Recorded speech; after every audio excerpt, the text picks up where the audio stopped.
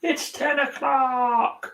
We are live from our respective rooms in our respective houses.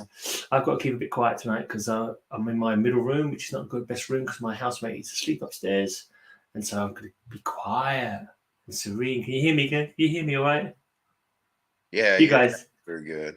You guys can shout as much as you like because well, I'm in a big old empty house, so I can make all kind of fucking noise. So yeah. So we were just talking about Mark's incredible new purchase that he made. Has everyone not seen Mark's video? Yeah, it really is it's a unique, absolutely, 100% unique of British comic history, with a sort of verification of COA and a letter from the guy who originally instigated it, and it's enormous. Have you shared it around the Alan Class groups yet? I put it on the Alan Class group this afternoon. I'm not sure anybody's looked at it yet. Really? No one's looked at it yet? Blimey. I would have thought everyone would be spitting feathers of jealousy. It's like one of those things, nobody posts for about 3 days and then suddenly somebody posts and it takes a bit of time for people to realise there's a post in there. Right, I get you. So speaking of unique items, have you got the 1841 yet? No, that's not with me yet. It's still on its way. The postal system in the UK has collapsed. Yeah. It's just sort of like it will arrive when it arrives. You know, if you any Christmas cards, forget it. You probably that's great because I have Christmas. I know you have. You sent me one, so it's probably going to arrive in February, Kyle. You know. And then, have you located a St. Nicholas from 1883 on the bound volume of the Brownies or anything? No. I think acquiring museum pieces of comic art is I've done my bit for this month. All right. Because if you can't locate one, you know where to find one. Yeah. Well, yes, I do know where to find one. Yeah. Hey, Cap. You want to come in? What are we doing tonight then, Gray? Box number 7. Yeah. We are turning into number 7. Right. I might as well start then, shall I? You guys got some stuff to show later? I've got some stuff. Yeah. Cool. Depends on what you're pulling out of your box. Ahoy, Captain. Depends on what you're pulling out of your box, because I'll probably grab a box of something similar, but not the same, because I don't want the same ones. If you want to come on, Cap, just let us know. I'll send you the link on Instagram. Hopefully Ray will be here later as well. Right, so box 7 starts off with Resurrection Man. Oh. It's not a bad cover. Oh, it's nice. I think there's a hologram in the eyeball. Yeah, that's a good one. I have some of those in the attic, but I haven't got that one. It's astonishing first issue, mate. Yeah, I haven't got that one. Yeah, it's not a bad character. Basically, Mitch. Do we remember what the first hologram cover in comics was? Yeah, you showed it on something on one of our first issue cover singers. I can't remember. Papo Laughs 1986. We take your word for it. We don't know if you're being truth adjacent or not, or if you're misremembering. You know, we just don't know. We'll have to get that citation needed for. We call it Kyletation needed. I mean, it's a citation needed for Kyle's. What was the hologram, Kyle? I think I missed it. No. He might dig it out when it's his turn.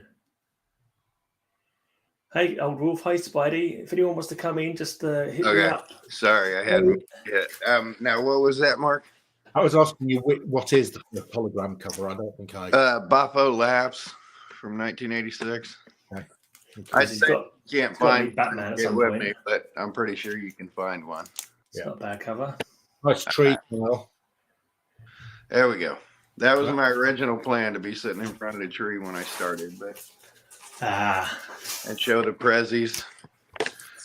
Show the prezzies for all the kids. Resurrection Man meets Hitman. So is Resurrection Man like Deadpool? If you kill him, he comes back to life. He comes back with different powers every time. Okay. So like he's got superpowers, but his real power is like he's immortal, and every time you kill him, he comes back with different powers, basically. So it's quite interesting, quite an interesting concept. And do the powers he comes back with have anything to do with the way he died, or is it just random? Not that I recall, no, not that I recall, just totally random. Totally random. It's been such. I read it when it came out. I've not read it since, but it's one I definitely have to visit again. This is one of the body doubles. These two are called, I believe. Who's the writer? Garth Ennis, isn't it? Abnett. Oh. Dan Abnett, is it? Yeah, Abnett and Lanning, probably. So, and as far as my truth adjacency to that first hologram cover, just all you got to do is read an Overstreet price guide. It verifies it. Okay. Well, we'll let you read it as long as you've read it and confirmed it, and you're not misremembering them. We'll believe you. As long as you've looked it up recently and not just doing it off the top of the that dried up walnut you call a memory. Well, I like pulling things out of my hearts. Resurrection Man, Supergirl.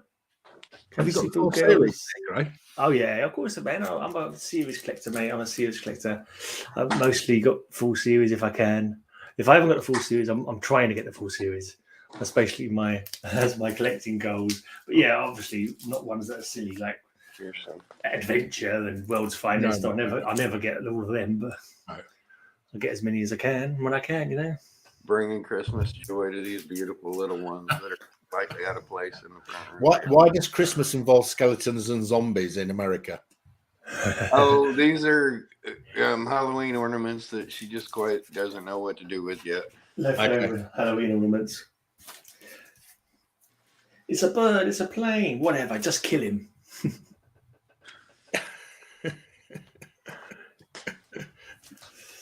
It's fighting Major Force. Hey, I believe Ray's here. What is Superman doing to Wonder Woman's bottom? Hey, whatever she lets him do, probably. Can you blame him? No, they're both great flying. name. Hey, everybody. Hey, Ray. That'd be a great name for a rock band, Wonder Woman's Bottom. There's a nice row of stockings hung on the banister. Oh. This could be a future cover slingers theme. Hey, male heroes are suddenly turning into ladies. About 3 covers with male heroes are suddenly turning into ladies. Why don't we start a band and call it Wonder Woman's Bottom? Because we're old and grey and not talented musically. Yeah, that's the main reason I don't do it. Gray, I like the hat, Ray. That's very good. Thank you. Hey, it's a good hat. My Christmas hat. We've really underdressed today, Mark. We've really let the side down on this. We have let the Christmas side down, tree. haven't we? That's Brit not joined in with the American splendour. We're both playing Ebenezer Scrooge tonight. We've come as characters from Christmas Carol. Humbug. Gray, you and I have been in legitimate bands, so what are you talking about? We don't know nothing about it. No, just can't be bothered. Mark, did you ever figure out what's a comic book and what's not a comic book? I was watching that at work. There's two sort of main opinions, Ray. One is a comic is something that says it's a comic. Okay. Self-identified. Like a woman these days. A woman is somebody who says they're a woman. Self-identify, yeah. So a comic self-identifies as a comic. Okay. So that's sort of theory one. And theory two is a strange sort of American thing where it's going to be 6.63 inches. It's not a theory. Alan, you're nuts, man. It's not a theory. Like Action Comics used to be called a comics magazine. Like it's literally referred to as a comics magazine. They're all magazines. Even Digest are Digest magazines, but they're all comic books. It's like, a magazine is like Rolling Stone magazine. I have to say, a comic self-identifies as a comic is winning at the moment, even amongst some Americans. I think it's rather than size. I don't think it's to do with size. I think it's to do with what the contents is. So it's a collection of everybody agrees. Sequential art stories. Yeah, that's what I would say. It's going to be a series of panels with illustrations. No, because textilios are comics. That 1933 Mickey Mouse is legitimately a comic. Yeah. And all you have to do is open an Overstreet to know the professional opinion. Yes, that is a professional comic. Yes, that Mickey Mouse magazine with Pinocchio is the first cover appearance of Pinocchio and the first appearance of Jiminy Cricket in comics. It's in writing. You don't even have to research it. It's not a. It may say Mickey Mouse magazine, but the little one's Mickey Mouse magazine. Has it got sequential art stories in it, or is it just text? Now, the 1933 has textilios, but textilios still make comics. Yeah, what's a textilio when it's at home? It's like what Stan Lee first got credit for writing in Cap 3. A textilio is like a picture beside it. Yeah. And a text story about the picture, because that's how they all started. So that's how the brownies started, were text illustrations, Those are comics. It's from St. Louis Magazine or St. Nicholas Magazine, but they're comics inside, and when they're bound together, they're a comic book. And it's all printed. You don't have to even fish it out. It's all in print. It's all, like I said, open and Overstreet. Look at any of that stuff. So there's no semantic. So there's no root. So what are you saying then is the actual definition of a comic book? If you're going to say that, you're going to have to give us an all-encompassing definition then. Yeah, bound together and called a comic. A digest is a comic book. Yeah, you give us. Tell us what your definition of a comic book is then.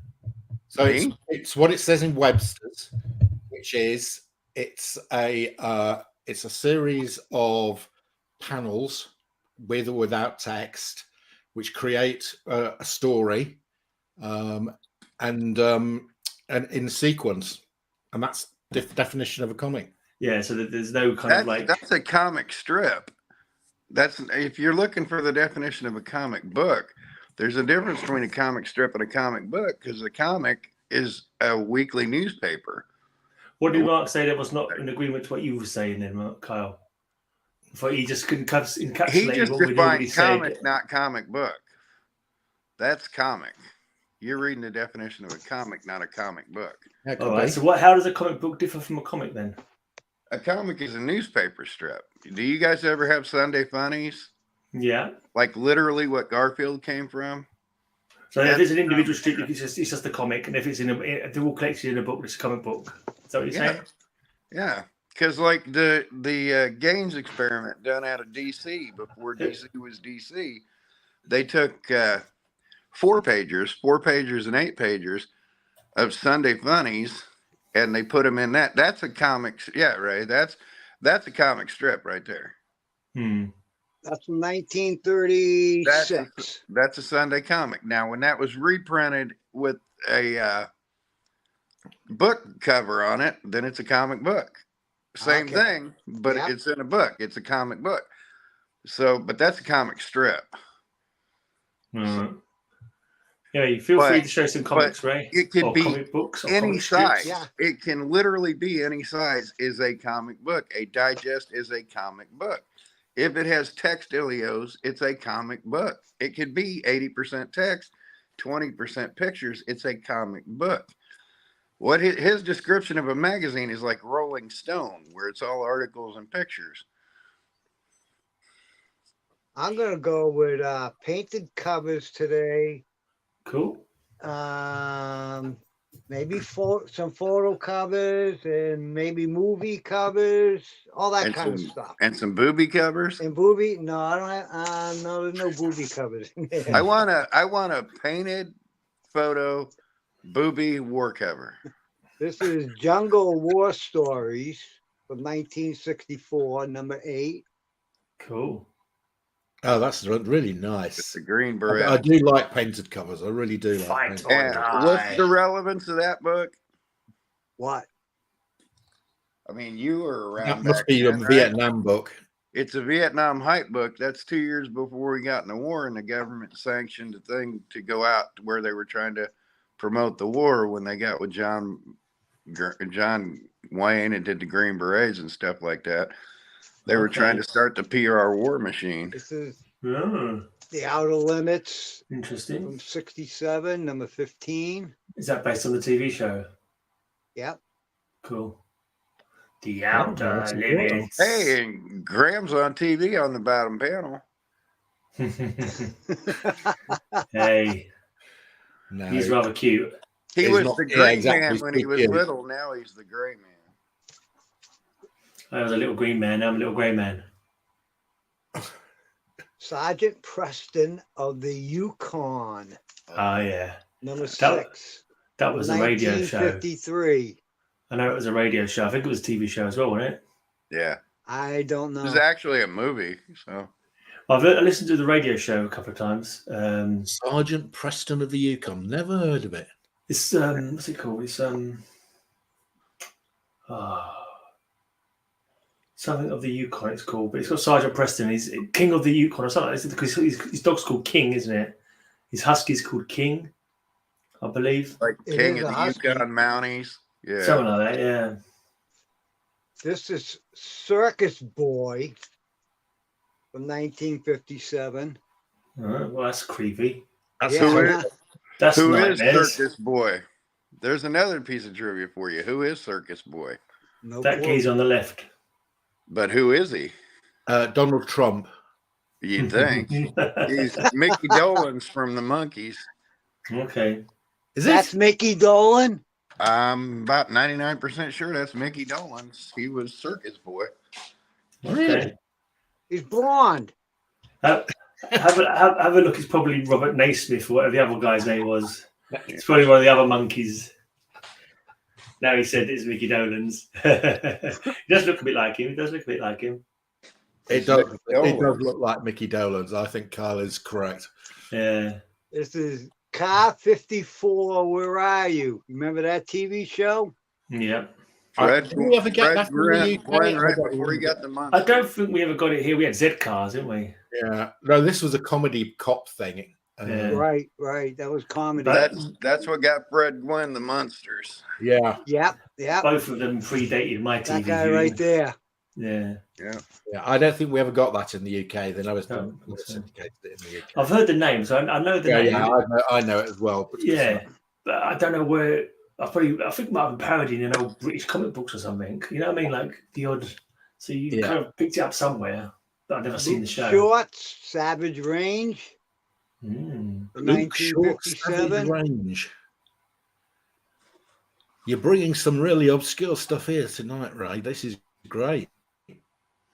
We don't see. Look at that! I don't give much for his chances there. No, he's right on the edge of the precipice there, isn't he? With like stampeding cows coming at him. It's the whole Nowhere to go but Never backwards. apprentice to the UK, Gray, because they're No, we didn't get any of these, did we? Any of these horror ones, these TV ones. tie ones? No. White Eagle, Indian Chief. 1959. Need to win the lottery, Mark, so we can go to America and do a tour of all the different back shops, you know, get all these back issues. You don't need to tour shops. You just need to come to my house, and I'll send you with a package. That'll be first stop, Gray. We'll stop off in Indianapolis. Yeah. Gold Key. You guys remember this show, The Wild Wild West? Nope, but I know they made a film afterwards with what's his face, Will Smith. They made a film version, didn't they? Yeah. Yeah, he made a movie. I don't think they've got that one in the UK either. We got. I don't think so. What was the one with the family? Bonanza, the Bonanza, Waltons, the Waltons. You know, the Bonanza. We got Bonanza. I think we got Whiplash. Did we get Whiplash? No, not Whiplash. One that had the Whiplash theme tune. Rawhide. Rawhide, yes, Rawhide. Yeah. Rawhide. Is that Mickey Dolenz again? Yeah, this is Mickey Dolan now. Dondy's Australian. Dondy's wouldn't. Oh, okay. Okay.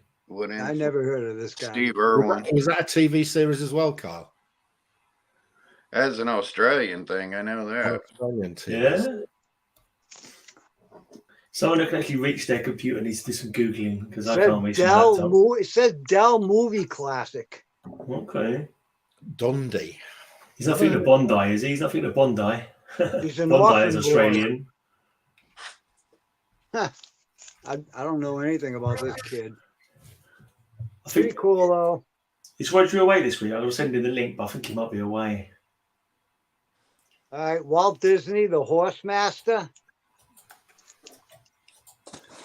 Who was who? Who was the Horse Master? Who was the original Horse Master?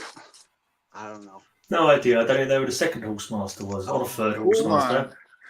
We all who know. is she? Okay, so I know Dundee. Catherine the Great. Oh, that looks Annette like Shelley Funicello? Winters.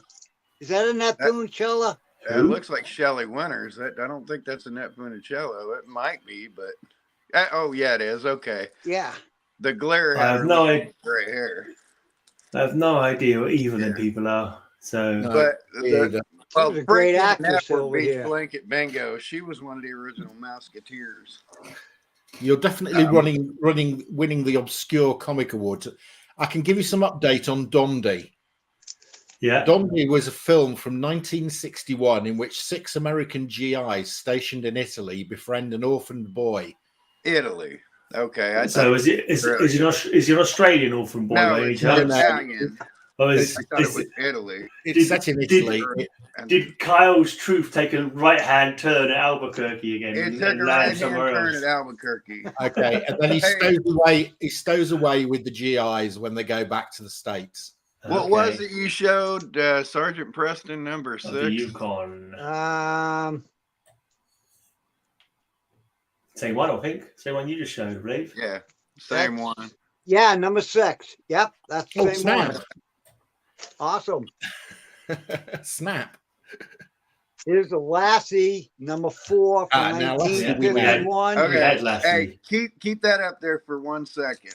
What, He's gonna play Lassie? Snap. Yeah, keep that Lassie up for 1 second now. Is that Lassie number 1? No, number 4 It's a from nice cover. 1951. Wasn't it a fact that the lassies were all played by boy dogs, even though it's supposed to be a girl? Yep. Yep. That's weird. Snap. You two, You got both in the same box or something? He's got my box. Have you managed to find your one so quickly, or did you just have to be Yeah, in the how same did you do box? that, Kyle? You just didn't move from your chair. Yeah, Yeah. that must be his dog box. We had Lassie and we've had. Is King of that the your Yukon only in the same Lassie box. you're bringing up? That's the only one I think I got. No, I might have another one someplace in here. I bet it's that one. I don't know. I have to wait until I get to I it. went and got my boxes with like the 50s and TV movie Dell things. And Right, stuff. yeah, that's what I got. Cool. Mac Lintlock. This was a movie with the Duke, McClintock. John Wayne. McClintock. McClintock. Oh, yeah, I would call that one. McClintock. But yeah, I was thinking of Bondi, which made me think in Australian. But Bondi Beach. He Yeah. was a foreign kid. I just forgot he was Italian. Yeah. Is that a rifle or are you just pleased to see me? Whoa. Yeah. huh? That's what he brought to Chuck Connor's house. Yeah, it's almost, almost Chuck like a Connors famous was log given his cover. log. All right, here's Bonanza number 1. Oh yeah. There we go. The There's Cartwrights. There's one called Hoss or something like that. Yeah. I remember watching that when I was about 7. That was boring Sunday TV for me as a teenager. It was On Sunday repeats. afternoon, black and white. And Bonanza number 2. Did Little House on a Prairie ever get a comic book? I'm Yeah, sure. I don't think so. No? Yeah, they did. Yeah, I bet they did. I bet they did, yeah.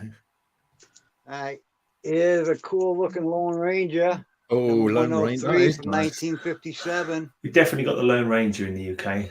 Yeah, we did, yeah. That theme tune, was it William Tell Overture? Yes, that's right. It was. The Lone Ranger and Tonto. Yeah. Oh, Tonto's coming. Hi ho, Silver. There's away! a Dell another Dell Lone Ranger photo cover.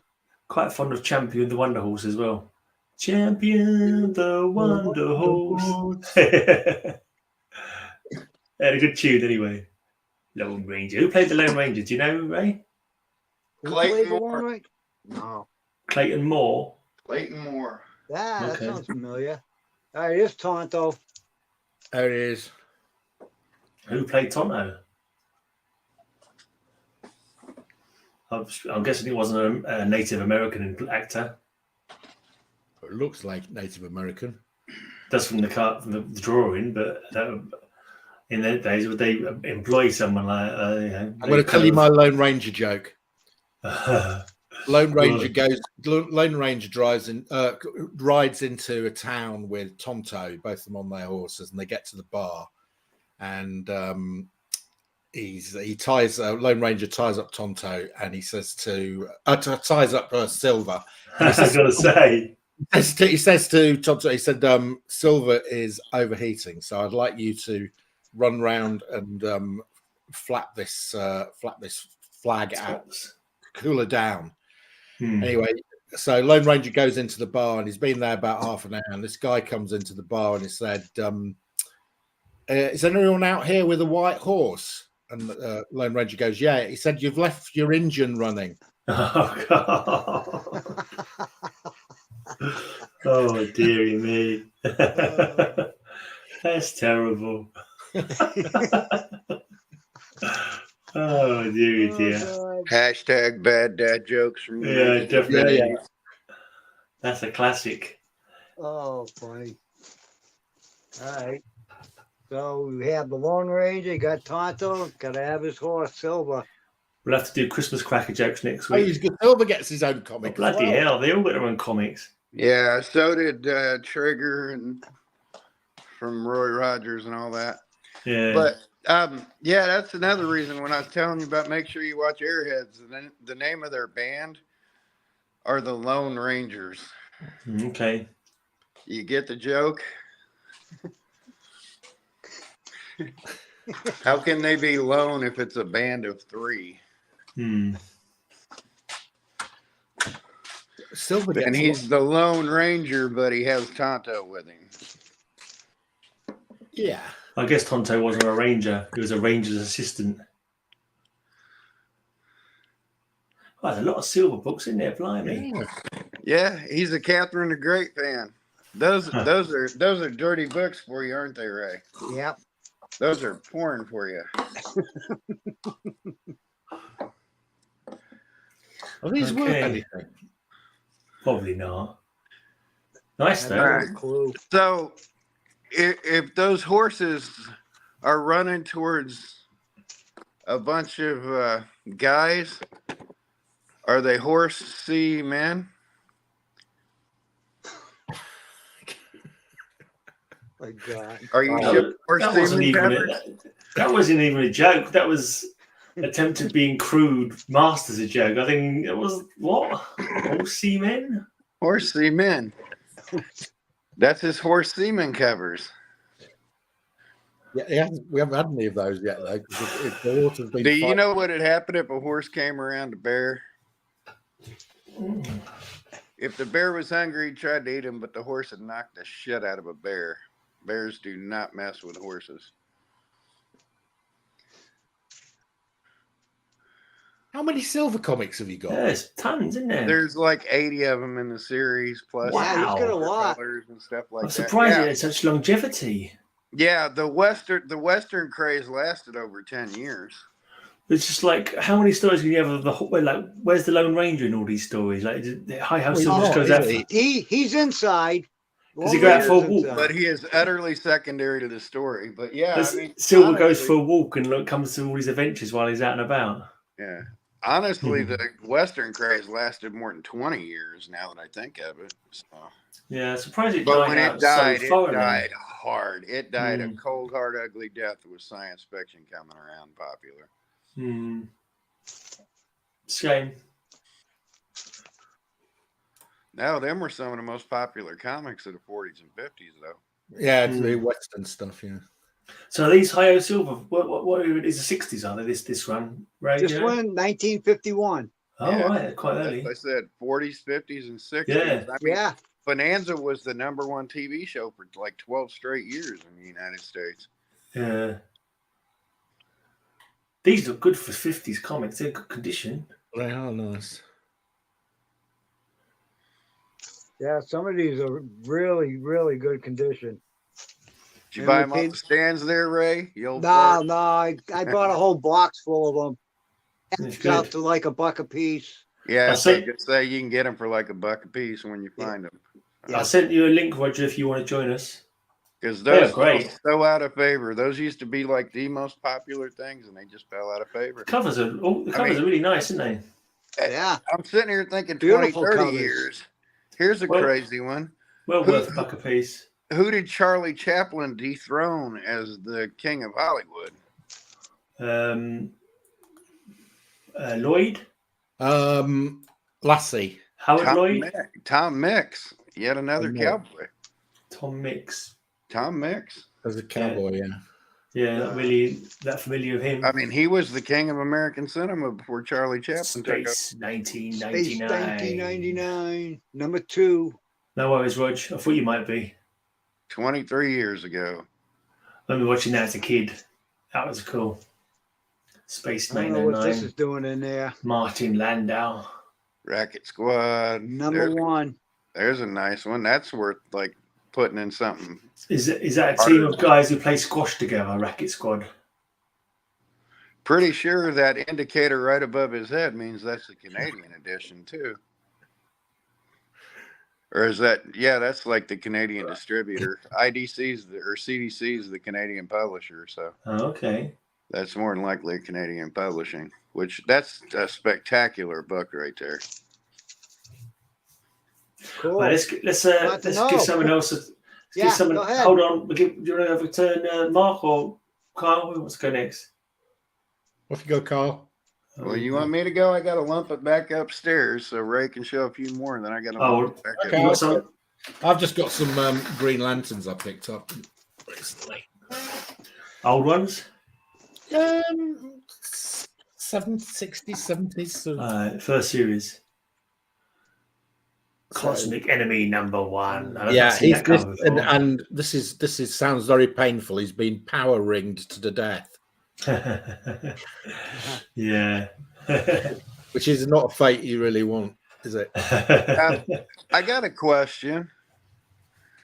If you use the power ring as a cock ring, would it still work? Probably, yeah.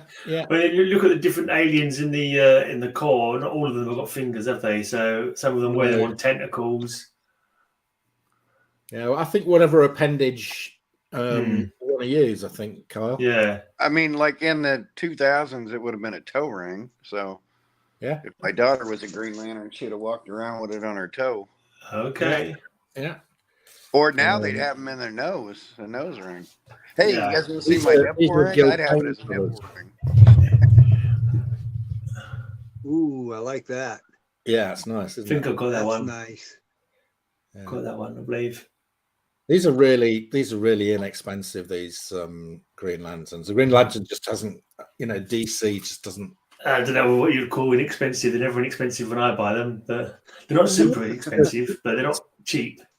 Well, they're 10 pounders. 10 to 10 pounds, yeah. Yeah, 10 pounds is expensive to me. Yeah, because I mean it's Gil Kane art, so it's mad. The Gil Kane fans all are dying away, and well, I do like the art in. If they keep going down, I'll be able to buy them. The story's kind of vanilla, so it's just not going to pick up. Yeah, there's a nice advert in here for Binky and Scooter. Sounds like fun. I've been a Binky and Scooter collector, really. I've got a scooter because it's I've got a scooter as well. Yeah, it's not bad. You've got a scooter, I've got a binky. You want to see my binky? Right, okay. Who can tell me who the woman is on here?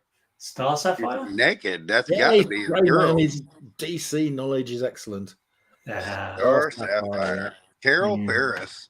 That's her. That's her. And she's naked on that cover too. She looks it. And she's wearing a sort of Black Widow body hugging sort of. Right. She's naked on that cover. Looks good anyway. Mark's showing filth. She naked. So then we had a gap for about 4 years at the end of the Green Lantern run, and he came back as Green Lantern and Green Arrow. Yeah. So here's the first Green Lantern, Green Arrow. Yeah, I didn't know about that gap. No, ages. I only found out about it recently. Keep that one up in the air. That's not the first Green Lantern, Green Arrow. Oh, isn't it? I thought it was. Nope. It says at last the return of the greatest comic of them all. Well, that's because they got canceled after a very famous run. Okay. You don't remember that famous run? No. Oh yeah, this is return after that bit. Yeah, with the This is Neil the Adams return after the cancelization, and because this is the first Green Lantern. Oh, there you go. There you go. Okay. And then, so the gap was after that, was it? Yeah, it come after those ones. The old drug story, the old it got canceled. It got canceled like at 89, and then it picked back up. That's 90, right? I don't know. No, it's not. No, it's newer than that. It's older than that. No, I mean the issue is 90. Oh yeah, yes, is 90. Yeah. What number is that one? 76. 76. Yeah. The O'Neill Adams run ran from this until 89. Is that signed? It looks like it. Yep.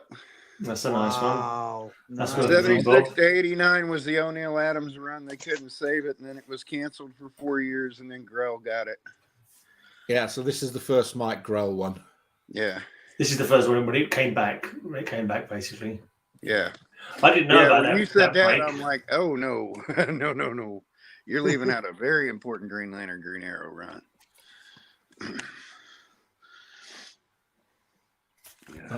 It's kind of weird because like everyone talks about that run and how expensive they are to pick up a lot of those comics now, and like it ended the bloody series, so it's like it couldn't have been that great in its day, could it? It couldn't have been appreciated in its day. You realize Neil Adams did that. Neil Adams did that in several books. You know who was on? They handed Neil Adams the X-Men before it got canceled into reprints. They tried to goose the series, but it just wouldn't pick up sales enough for now. It would be a #1 seller, but so what you're saying is Adams is the series killer. Adams is where that's literally what he was known as. As soon as he got into a run, he'd kill the series. So that's interesting. Yeah, that was a running joke in the field, according to Adams. So what did Black Canary ever see in Green Arrow? It beats me. A lot of money and a big wanker. that last part was never confirmed in any of the comic books. So No, I thank you not to speculate, Kyle. Thank you very much. Just keep it to facts, please. Well, he had more money and a bigger schlonz than Bruce. We don't need to know your personal mind canon where you choose to believe. Just have facts only when it comes to characters. Thank you very much. 96 with some sort of dragony creature on it. Ooh, I like that. Yeah, that's a nice one. I think I've finished my Green Lantern run of what I thought I could reasonably collect. I think it was about 90 to the end of the run, something like that. Yeah. I've got a few before. I think I try to get 70 to the end of the run, but like there's ones, a lot of the ones between 70 and 90 are too pricey. They did Baxter paper reprints of those where they put 2.5 issues in each one of them, and those are easy enough to get. Well, I've got a couple of facsimiles. Oh, this is a bit embarrassing, isn't it? Because this is Black Canary's husband. Yeah, he died in Earth 2. Well, yeah, but on this cover she says you're not dead. No, but he is. That's some kind of beast that uses psionic images to entice her in. Yeah. These are in. I picked these up for an auction. Not bad. They were about £3 or £4 each, and they're really in quite good condition. Then we've got issue 100. You could drive Naaman crazy with showing all them old Grell things. He likes Grell, does he? You could have shown that on Centennial issues this week. which I won on Cover Slingers. Yeah, that would have been a good You one. tied. Shh. Norman doesn't count. He was only a substitute slinger. You tied. He won't be on next week. You don't count. I think you only won because you married off Matilda to Olsen. Yeah, I reckon so. I was shocked. I didn't think I was anywhere near the top, to be honest. I laughed so hard when you first showed me that. I was like, that's brilliant. This is quite a nice run. They are good. I like the artwork. I have to say, I do like this. This run on. It's a good run. The stories are decent as well. I understand why it's not appreciated. And the internal artwork's really good as well. I thought I assume people appreciated it. I don't know. I mean, I always liked it. There's a few people who've got a fair number of them, so I don't know. Who knows what people like and don't like? That's the only reason not to like them. I think they're all good stories, good characters, good villains. Yeah, nice artwork, and it's not just the artwork; the internal artwork's good as well. And finally, 106. Something with a large tentacle appears to have got green arrow. I think that was Green Lantern's little mate who dies. So a little alien mate he picks up in space and he dies, and then they bury it and it comes back. But it kind of regrows as a giant tentacle thing. Okay. I think it might be that story. I'm not too sure. What's he saying on the cover? Saying something about... It says, "Stop! If you keep blasting this monster, you'll kill me.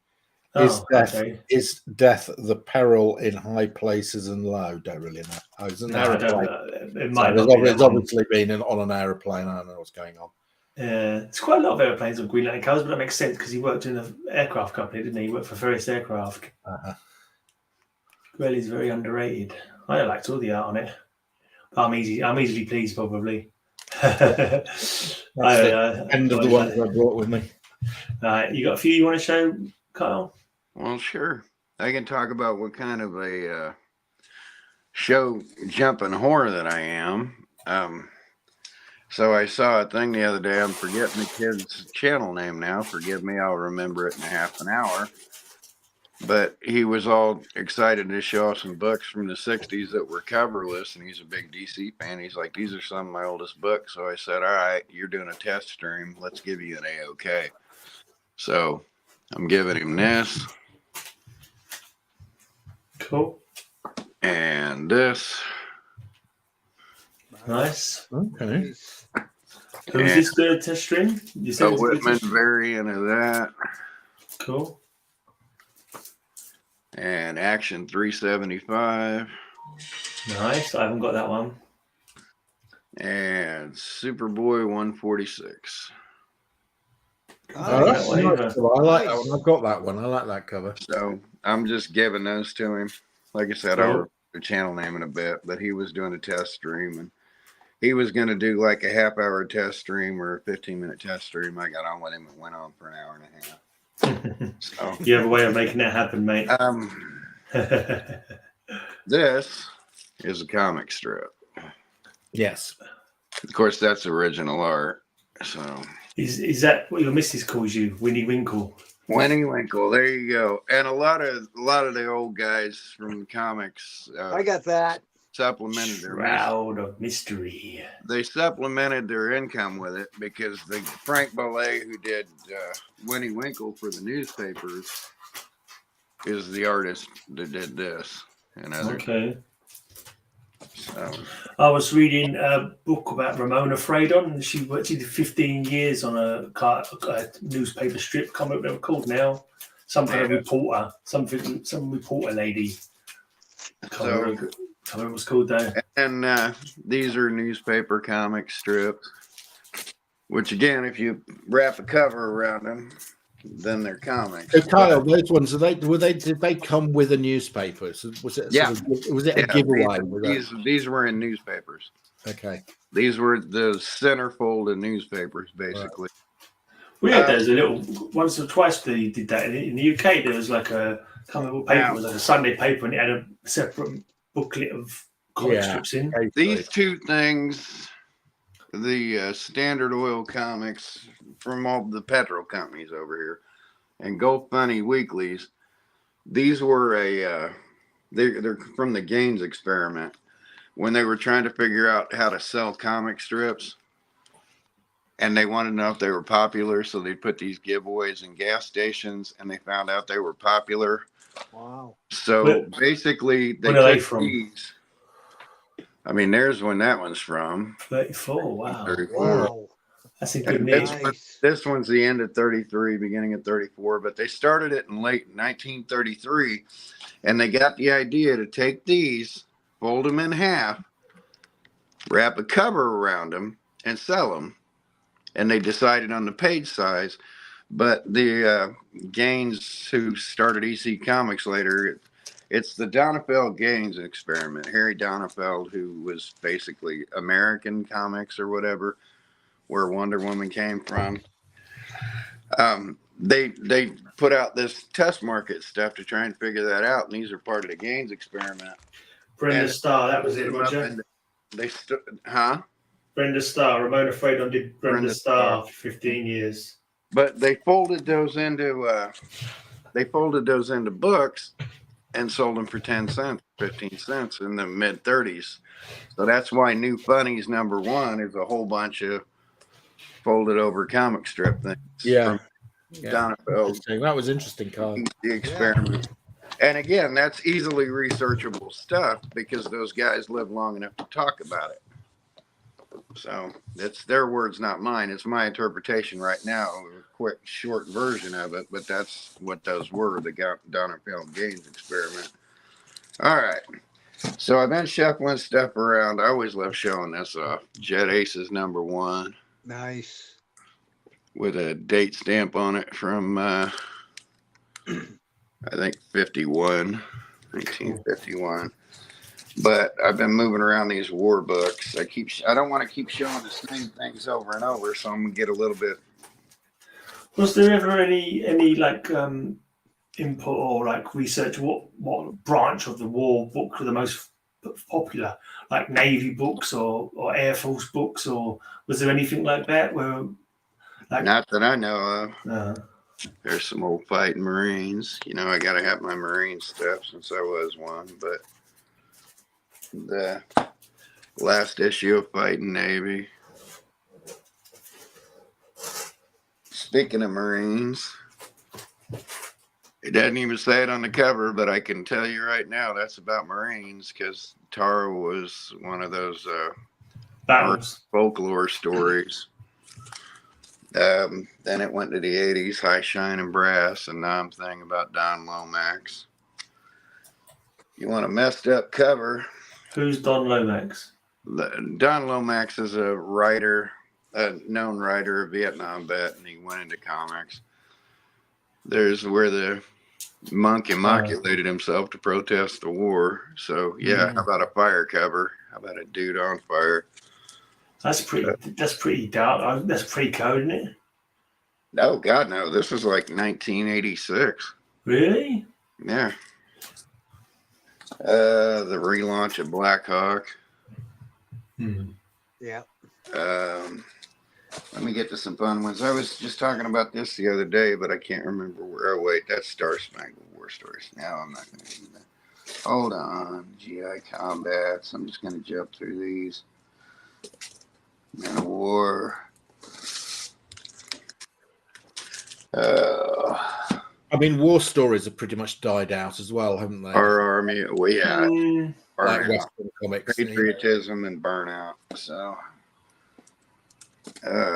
Sergeant Rock, an oversized coin. That's nice. 198.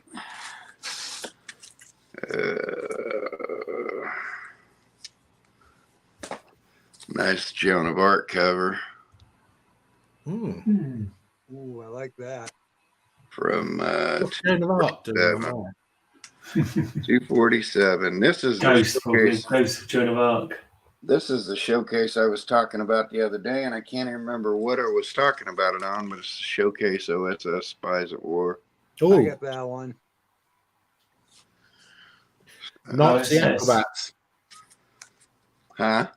Nazi acrobats. Nazi acrobats, yeah.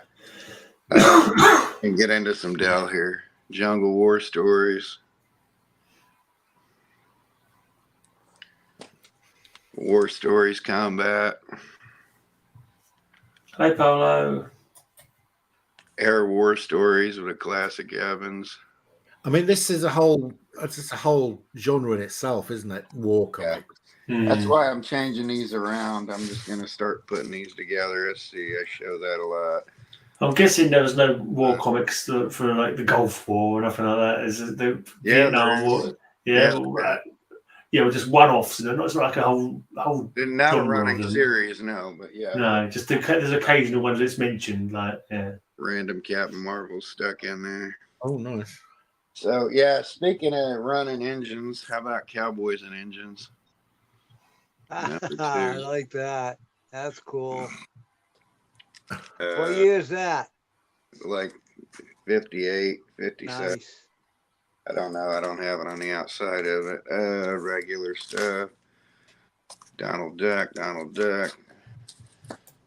Zane Grey's The Ranger, and if you like old Zane Grey books, I got a bunch running 1913 Zane Grey books sitting right next to me. Okay, I know the name. I've heard the name. Nice. Oh, hey, we got Bill and his pest on this one. Yeah, what do you want? Covered in the big trees. And then we got Fearless Fagan. This is just a run of Del 4 colors. Okay. Fearless Fagan. That Cowboys and Engines is 1946, Kyle. Oh, okay. There you go. Wow. That's not Fagin as in Oliver Twist Fagin. The Hand of Zorro. Again, these are just Del 4 colors. Dumbo. Nice. Howdy Doody.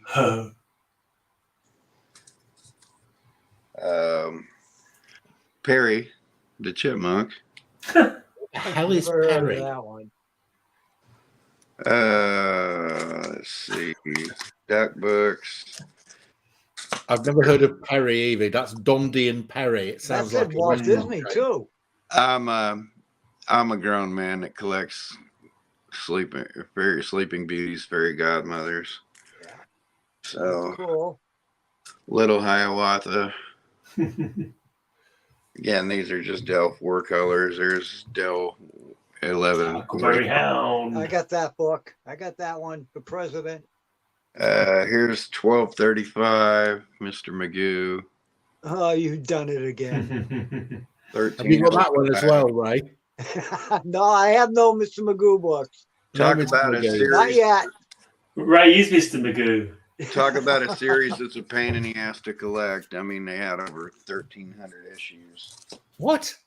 So Wow. Del 4, and that's just series 2. Series 1, the first 20 books are impossible. What was the dog, the cartoon dog? I don't think it was Huckleberry Hound, but the one that would go, you know what? I'm the hero. 13. Do you know who that one was? Was that Huckleberry Hound? What was it? There was a little dog, and he was like a very miserable dog. I don't think it was Huckleberry Hound. He goes, Droopy. Oh, Droopy. Yeah. He goes, you know what? I'm the hero. Like that. You know? Oh, yeah, that was Droopy.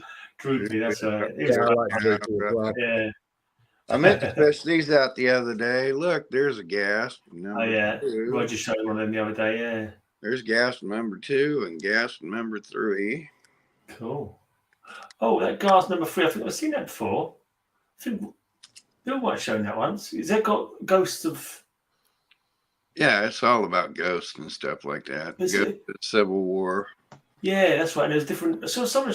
I remember someone showing that cover once. Maybe it was you, actually. Here's another 40s one, Giggle Comics. Cool. That looks like Pinky in the Brain. Yeah. Yeah, it does. Which, again, if you know who Pinky and the Brain is, I can get Maurice LaMarche on the show to voice the Brain. So... I don't know enough to have anything to talk about him with. I remember watching the show, but I couldn't. And then he talked about a random crime book in his things. Look, Justice Traps the Guilty. I have a random crime book in mine too. Interesting. Let's see. I already showed the 2 Lassies. Oh no, the stagecoach issue of the Lone Ranger. Nice. Right, I'm going to close some more now because otherwise we're going for an hour and I've got banking barely scratched this box. I should have done these already, actually. I should have finished off the Resurrection Man run last time I was on, because I've only got a couple more of these. No, let's get back off that. Sorry, I just got rambling. Tried to go through. Bad to the bone. That's cool. There's Resurrection Man and the Forgotten Heroes. You've got Ray there. I'm not sure who else he's got in this little lineup. There's definitely Ray. So after this series, Gray, did he ever appear again? Did he? Yeah, I think he had another series. I think he even got a new 52 run, actually. Oh, I think you're right. I think he did. Yes, that's probably what I've got. I'm not reading any of the new 52. Not the one of him, anyway. Resurrection Man, DC put out a trade paperback volume 1 and never did a volume 2. Right. But he did have a second series. I do think he was on the new 52. I think you're right. Right, now, a lot of this box is Spectre. So let's go through my Spectre. I might go for this full run because otherwise I've got a bloody... But this is my a nice old showcase one. Nice. I like that one. That's a very cool cover, that one. That is nice. Old school. And there's another... Yeah. Again from Showcase. Yeah. Then I've got the 80s run. I'm Monk, I don't know how you pronounce it. And Colin. Doug Munch. Yeah, Doug. Let's call him Doug. Doug M. Munch. And it's actually pronounced Munch. Do we all know who this is? And I'm basing that on what JMD Mateus has told me. So. Do you all know who this lovely lady here is? Zatanna? No. Well, she ain't got no boobs. Don't quote Matilda. Don't quote Matilda on my channel. I know she doesn't on my channel. Who is it? My God! Speaking of Matilda, I'm still laughing at that live stream. I jumped in with you guys the other day. It's Madame Xanadu, man. Madame Xanadu. Oh, Madame Xanadu. Yeah, of course. I thought that's what I. Oh, I said Zatanna. You said Zatanna, yeah. I was making a Zatanna joke, but yeah, I could see that was Xanadu. This is a great cover as well. Not bad. I like this one as well. I thought this one was really cool. What's that? What's he parody or what's he homaging there? Alas, poor Yorick, I knew him. Horatio. Yep. There you go. Big You've got face. some tarot cards there. You can see giant face. You can see Xanadu because she's got tarot cards all there. Is Madame Xanadu Lisa's favorite? Well, she doesn't read comic books, but she's the one that I like in Lisa too. She's got dark hair and she does tarot reading for a living. So she's my Madame Xanadu. There's Wotan, I believe. I believe that villain is called Wotan. My tarot cards are right there down by my Christmas tree.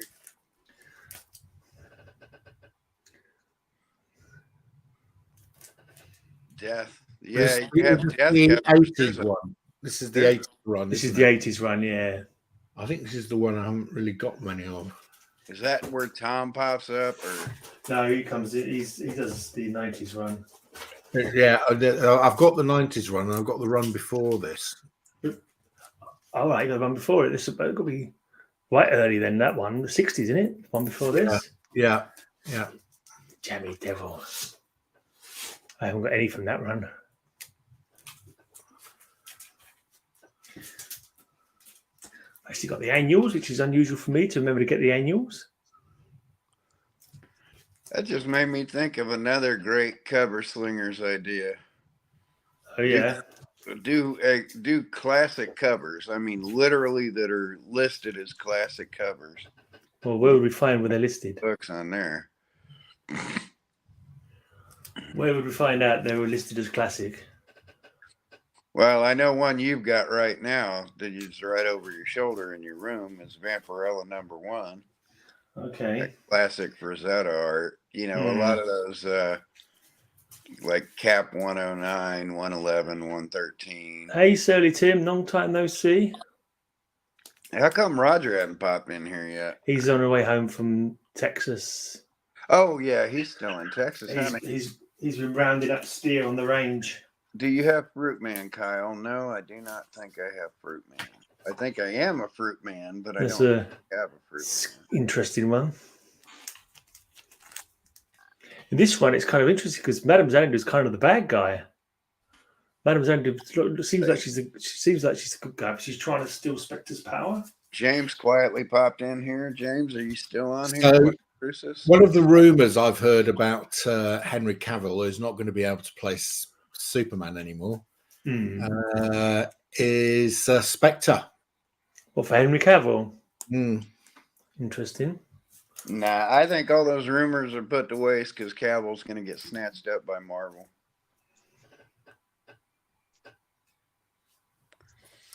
I think that's why he's parting ways. There's some nice ones here, Gray. I've not got many from this series. Yeah, they got nice covers. No, I remember I don't know if I read them, but I do remember enjoying the series a lot. See how many more I've got in this one. A few more comics. So if he gets snatched up by Marvel, Kyle, who do you want him to play? Oh, I don't care. I'm not picky. They done screwed up and letting The Rock get away because The Rock should have been Hercules, period. Hercules for Marvel? Yeah, The Rock should have been Hercules. He's already played Hercules in a movie. He would have been a perfect Hercules. Well, it doesn't look exactly Greek, does he? So it doesn't really matters anymore. Yeah, I've heard the same thing, Paolo. I've heard he's doing a Warhammer 40,000 movie as well. That doesn't stop him being in Marvel. Yeah. Yeah. Actually, it does. Oh, they put it in his contract. They literally contract him. So, yeah. They contract him for like 10 years, and they put stipulations that you can't cross. I can see Cavill as Wonder Man. I think he'd look good as Wonder Man, actually. Yeah, they've already cast Wonder Man. All I know, I've never heard of the guy they got as Wonder Man. If he does a good job, great. If he sucks, I'm gonna be so mad. Have they? Oh, they've made the Wonder Man a black guy, haven't they? Is that right? Yeah. And, It don't make a lick of difference to me. They can change his color or whatever. I don't care. As long as he plays it well. The guy's good at it.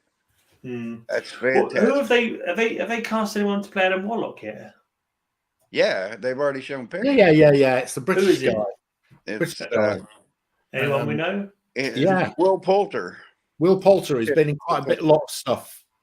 He was a goofy kid in a lot of shows, but yeah, he's already made an appearance, and if you saw his face, you'd recognize him. Right? Yeah, he's in the trailer of Guardians 3. Right, I've not seen it yet. In the character, and again, as long as he does it well, I'm all aboard. But if he does it bad, that's why I'm still mad at Yondu. I love Michael Rooker, but just wrong casting for Yondu. You know, still wrong casting for Stakar. He wasn't very Yondu-like, was he? No, not at all. Not at all. He was Michael Rooker. Like they picked the wrong character to do that. What issue number is that? That's number 3. Roger gave me this one. Yeah, you know the one that's impossible to get is number 4. You ever find a number 4, sink your fingers into that. That Beyond the Black Hole is not the same as the Black Hole movie, is it? That's like Black Hole 1 and 2 were the movie, and then 3 and 4 were extensions of it. There was a movie? All I remember was a robot called Maximilian. This is number 2. Yeah, and then number 4 was in the Whitman pre-packs only. There's only like 1,000 of them in existence. Have to keep an eye open on it. It's I've never seen the film. It's one of the hardest ones to find. Roger gave me this one too. I remember seeing the film in the Sarge Steele's in DC Universe now, isn't he? Sarge Steele is a DC character. Well, you know how I like a challenge, Kyle. Yeah. You found it already, yeah? I found it. Yeah. It ain't cheap, is it? $20. Number 4 for $20. Oh no, this was 3. I thought you said 3. No, he had 3. It's number 4. It's number 4. No, it's pre-pack only. I mean, that's what's so damn hard about getting them. And if you find one in the pack, it's $1,000 pack. Did you get them ones the other day? You was picking up, Mark, after Carl's recommendation. Yeah, they're still over in Stackery. I wait until I've got a bunch together. I'm just about to do a Stackery.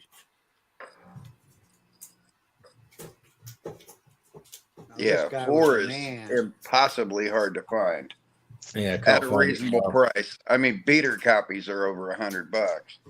Wow. Why is it so? Is it just very low production? Very low print run.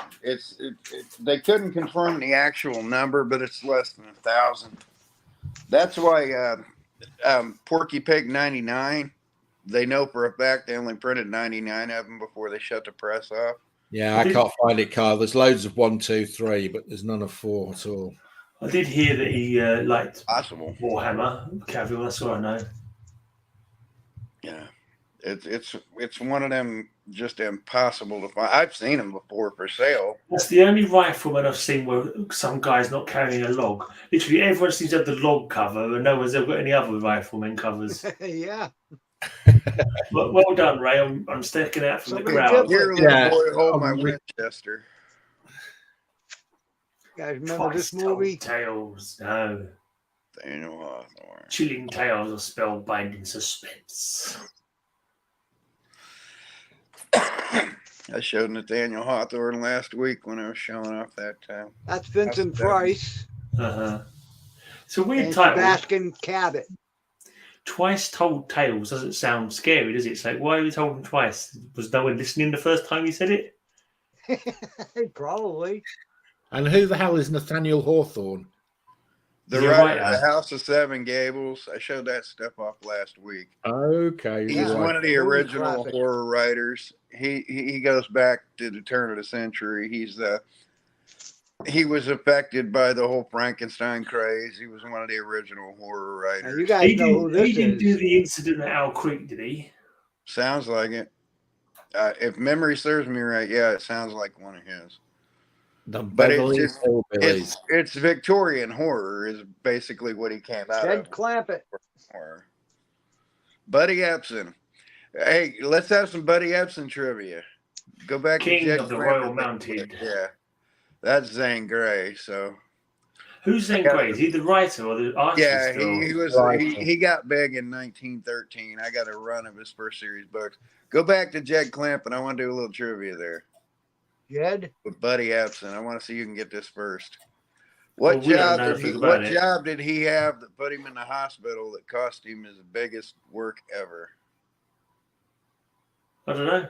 No, he had to go into a one of them preservation tanks way back when, those polio kind of tanks. Yeah, Scarlet Letter is another big one that Nathaniel Hawthorne's known for. But Buddy Epson was a character in a very famous movie in the 30s. And he had a reaction to the makeup. The Tin Man, he's saying. Nice. Yeah, he was the Tin Man. Okay. He was the Tin Man, and he ended up in the hospital for like 2 months because of his reaction to the paint. No, blimey. 55 days in Peking. At Peking. That's why Carl's neighbours got an exclusion order against him. 55 days at Peking, and they said that's enough. Stop doing it. Mark's the auction house king, but after they pulled my tumor out, I became the Peking. Yeah. Oh, gosh. Makeup made him sick. I had to take pills to make it work. Yeah. Metarog is claiming his no prize. You win a kiss, Carl. Roger. You win a kiss. That looks nice, Ray. That's in nice condition. Now, here's another one. I showed this one off last week. What was that actually originally called in the book? Or no, I'm doing the other one. Forget it. 20,000 Leagues stayed the same. I brain farted. Forget I spoke.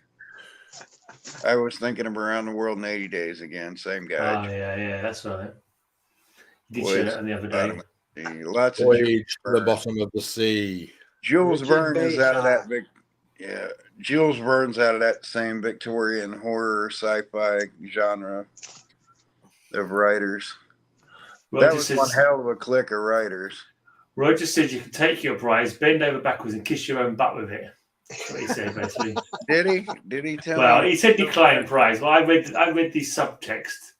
I read between the lines. Oh, damn it, Roger! I wouldn't slip any tongue in there. Damn it. Roger says he's staying in Texas now. He's turned the car around. Or if I can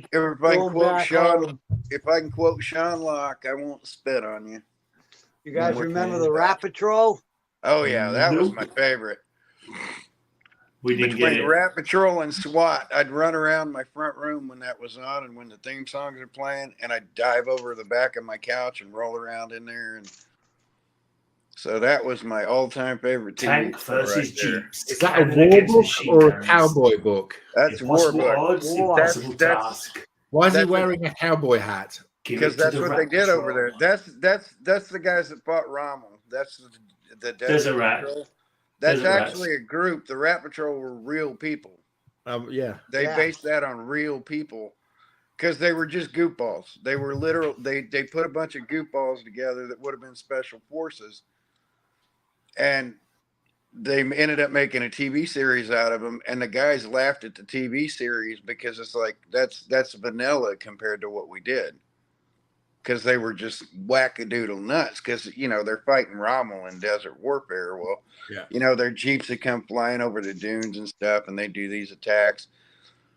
So Mars Patrol, but yeah, those guys were just nuts. Those guys were they were basically early stage Navy SEALs and special forces and stuff like that. So Mars Patrol. yeah, just wackadoodle guys. That was my favorite show ever. And Rat probably Patrol. why I ended up going in the Marines, because I wanted to be a wackadoodle like that. What's Mars stand for again? Should be on that cover, actually. Like mission of something. Marine Attack Rescue Service. Yeah. So not actually on Mars then. How about Adam 12? Adam 12. Another silly old TV show. That Yeah. doesn't really make sense, does it? Mission Attack Rescue Service. Are they attack units or a rescue unit? Everything Oh, probably. yeah. Attack the enemies and rescue the good guys, I'm guessing. That's And again, we it's have all the special forces. Munsters. There you go. There's Gwen again. Fred Gwen again. Was Adam 12 anything like Joe 90? Anything like what? Joe 90. Joe I 90. don't know what that is. But yeah, attack and rescue, you got to think about it. Like every SEAL team platoon, they've got snipers, scouts, and things like that. Everyone has to have a medic with it. So it is attack and rescue. All special forces operations teams are Rebels with a clue. surveillance, attack, rescue, Clue. STARS. This surveillance, attack, rescue. I'm busy reading. It's just going to get ridiculous when I go pulling out my books. I'm going to be pulling out a lot of either the same books or books right around that number again. And my old Ray and I log them the same way. Well, this fits in that time. Love these Tarzan ones. These are all cool. You haven't shown a Duff one yet, mate. From 54. And it's all stuff that I've never really seen as well, because, people don't show them a great deal, do they? And who was the first celluloid Tarzan? Oh, God, I don't remember. Johnny Weissmuller. Johnny Weissmuller. Was he the first, was he? And what was so famous about Weissmuller He was before an he Olympic became wrestler. Swimmer.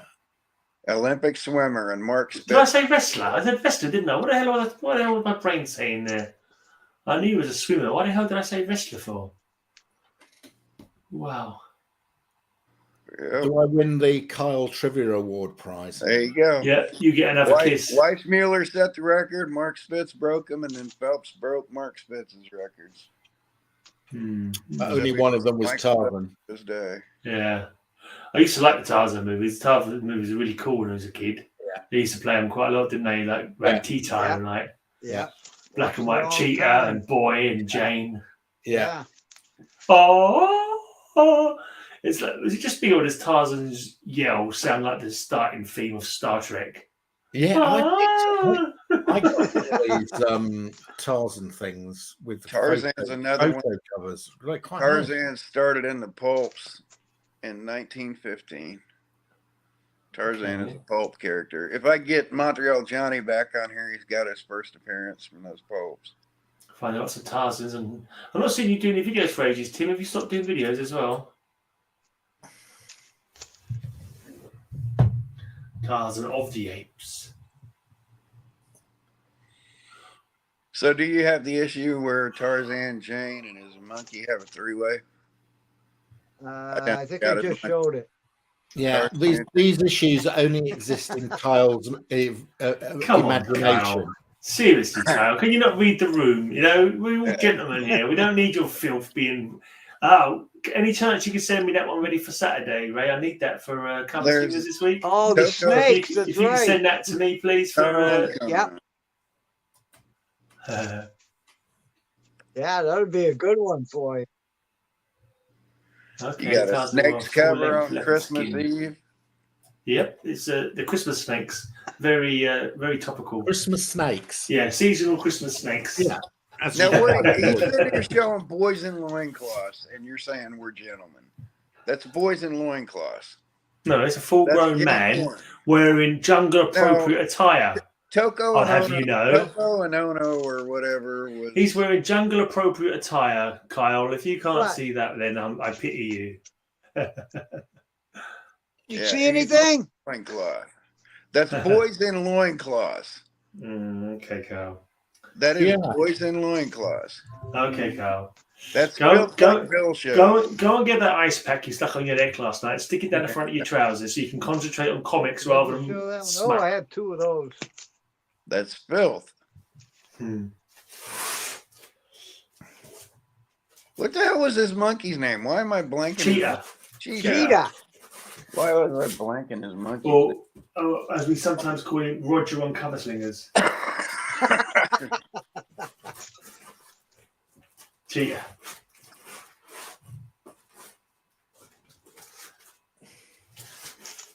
Me, Tarzan, you, Jane.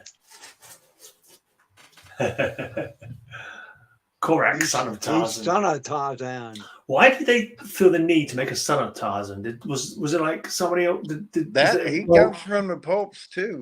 He comes from the original. So he was the original. Lord Greystone thing. Korak was born. If you're going to have Spider-Man, you've got to have Venom. You know, is like the sort of Venom equivalent of Spider-Man. So were Tarzan and Korak running at the same time from the same company, or was it opposing companies? Like one company saw how good Tarzan was doing, and thought, well, Korak's not being used. Let's buy the rights for that. Does anyone know the answer to that one? I'll take that as a no. I'm pretty sure the same company had them because when DC bought Tarzan, they bought Korak too. So they were doing Korak and Tarzan simultaneously. Wow. Yeah, because I mean Tarzan eventually turned into Korak in DC. Okay. The last oversized issues, I've got a bulk of a lot of those. I've got the first two. Tono and Kono, the Jungle Twins. Again, boys in loincloths.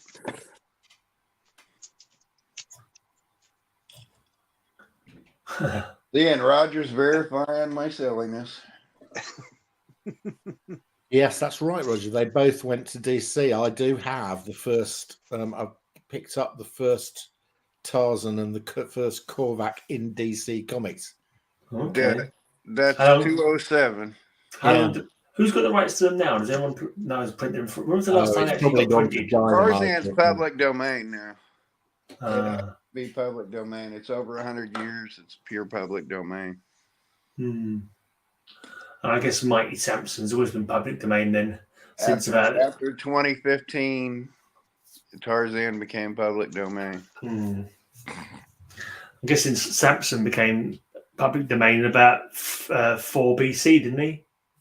4000 BC, was it? That would have been Samson. Whoever printed the first book on Samson 100 years later. So when we hit the first Samson was in the Bible, isn't it? So when we hit the first Superman, can anybody do Superman? In 2038. Yep. Summer of 2038. Superman's public domain, and DC can't do anything about it. What if it's going to be a free-for-all with loads of Superman books coming out? Or none, just the DC ones. And 2039, Batman's public domain. If we live that long, we'll find out, I suppose. And they tried to fight it in court, and the court just keeps kicking them out, being like, shut up. You know, it's 100 years. There are no living people that help create that. It goes into public domain. Yeah, there's trademark issues on the name and things like that, but they really can't. It really doesn't stand up after 100 years. It just doesn't stand up. The Tolkien estate's getting tripped up with that now because all that's about 100 years. That's a big shark. After 100 years, nobody's got a leg to stand Look at on. the shark on that cover. It's 2 or 3 generations. That's a big boy. He is a big boy. Right, let's have a quick shift around. Right, looks like you got anything else on the show, Mark? No, I'm off. It's my bedtime. Okay, I'll see you guys tomorrow. Right. Bye, Cheers, Mark. guys. See you tomorrow, mate. He's gonna miss my next fun round of books. Right, I'll do some more Spectre then because I've got crap loads. Okay. I've got full 90s of Spectre to go through. Well, Starting off with this bad boy. This I actually used this. My band back in the day, we did a free date tour, and I transformed. No, I think it was this cover that I used to make a flyer with. I think it was this one. It might have been a different one. But I know Mandrake does most of the interior art. He doesn't do all the covers. There was a point. This is Fabry on the cover of this one. In fact, I think most of them were guest artists with Mandrake doing the interior art. This is Plunkett. Ooh, I like that. That is cool. That's cool. Oh, this is a Mandrake one. The Fall of Jim Corrigan. Look at that. That is awesome. Look at the faces there. Yeah. That's an awesome one, that is. This is Jay Vestiger or something. I can't make out the name.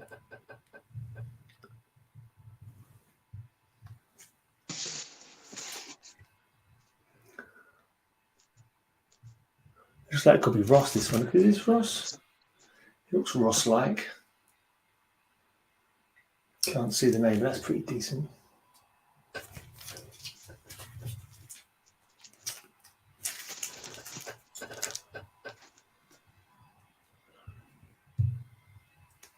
Is that Brereton? No. Yeah, I think it might say Brereton, I'm not too sure. I think this is glow in the dark as well, actually, this one. When the lights are out, you can see the skeletons inside all the people behind him. Oh, nice.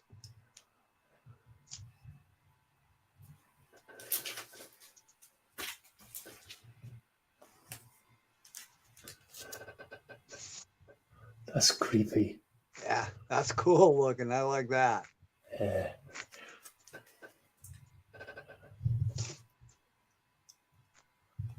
Now these 90s? Yeah, these are 90s.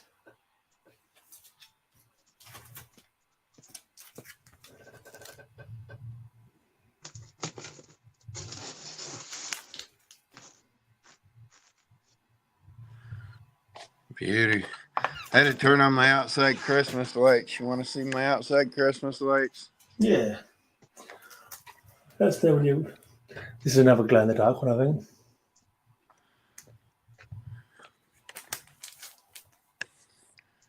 Show my deer family and the work they're doing in my yard. There's my deer family.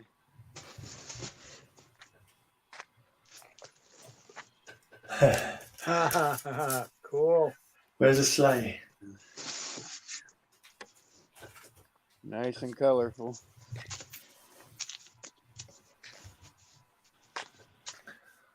Jack and Santa.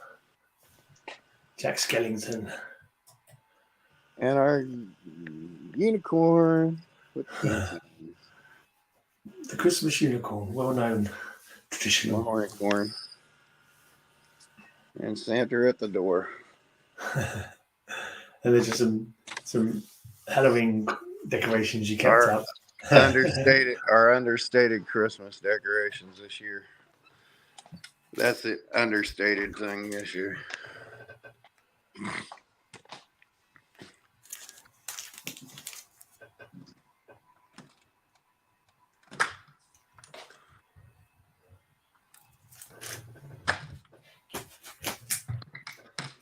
All right. It's pretty good. That's pretty good. That's Mandrake. Something to do with the shading. You can tell it's Mandrake. So the way he does his shading, it just like stands out as him.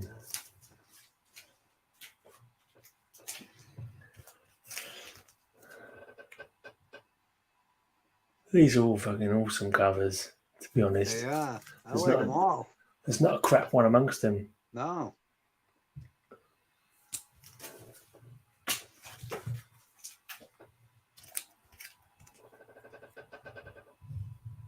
All the screaming faces in the background there. You want to... That's an incredible cover. Is that That is good. I like that. It's the way he's looking at you. That's another really good cover. Yeah, they're all great in this one. I think that's Mandrake as well. It looks like Mandrake to me.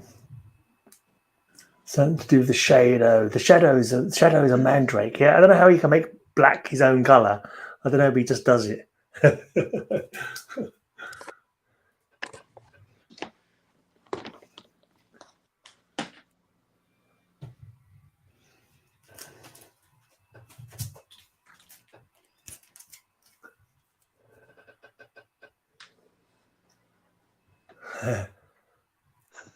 That's cool. Like So you were just saying in the chat exactly what I've said. Fabulous covers, and it's not a bad one in the bunch. And then I said it apparently.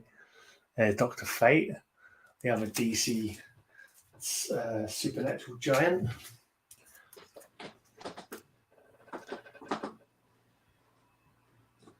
Nice. Is that reindeer? Look at the Christmas cover. I just realised it's Spectre on a Christmas cover. Yeah. It's like skeleton reindeer and a sleigh. That's a sleigh. Oh my God. Christmas cover. I don't want him coming down my chimney.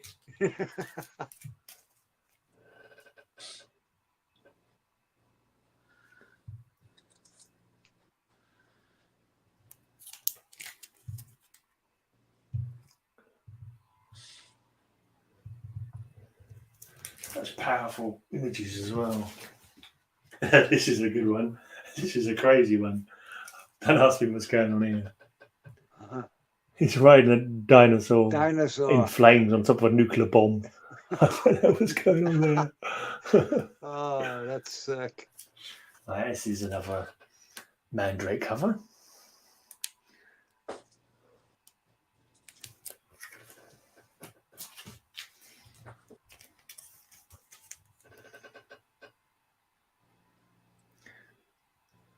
Yeah, I forgot there was even one in there, Roger. A Christmas cover. But this is the one that the Spectre is like. I think he was always supposed to be the Wrath of God, but it's really like nailed home. And he's kind of like the second version of the Wrath of God. I think Eclipse was made to be the first version of God's wrath, the one who was responsible for the Passover, taking the firstborn, that kind of thing. That was supposed to have been Eclipse, I think, when he was the Wrath of God. And then Spectre came later on, I believe, if I'm remembering correctly. Is he driving and watching at the same time, Roger? I don't know what he's doing now. He said he's on the way back. My new setup, Roger, is the fact that my computer is broken. The screen won't do anything anymore, so I have to have it plugged into the television. So I'm looking at the television because the screen on my has no Mandrake. Yeah, I'm sure he's being. I'm sure he wouldn't be looking at covers and driving. He's not silly. I hope so, anyway. I like that. Another Mandrake. Looks like Uncle Sam. Yeah, it's meant to be actually. There was a storyline. It's like it was kind of like the history of America and like some kind of magical pact that was gone into, and how I think it was like a little bit of Illuminati going on there as well, kind of thing.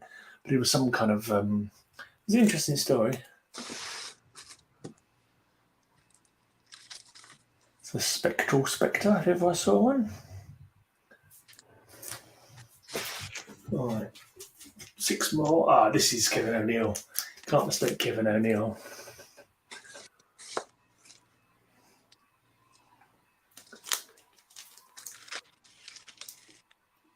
I even like the logo on this run as well. The logo's just cool. Mm.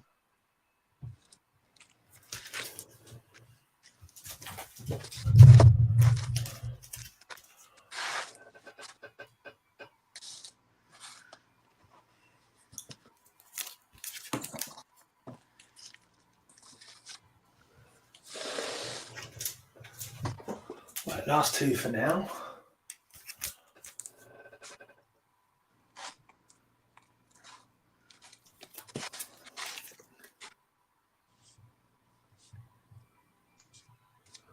Interesting. Nice. Okay. It's a nice run. I was in a hotel in Baton Rouge. Louisiana.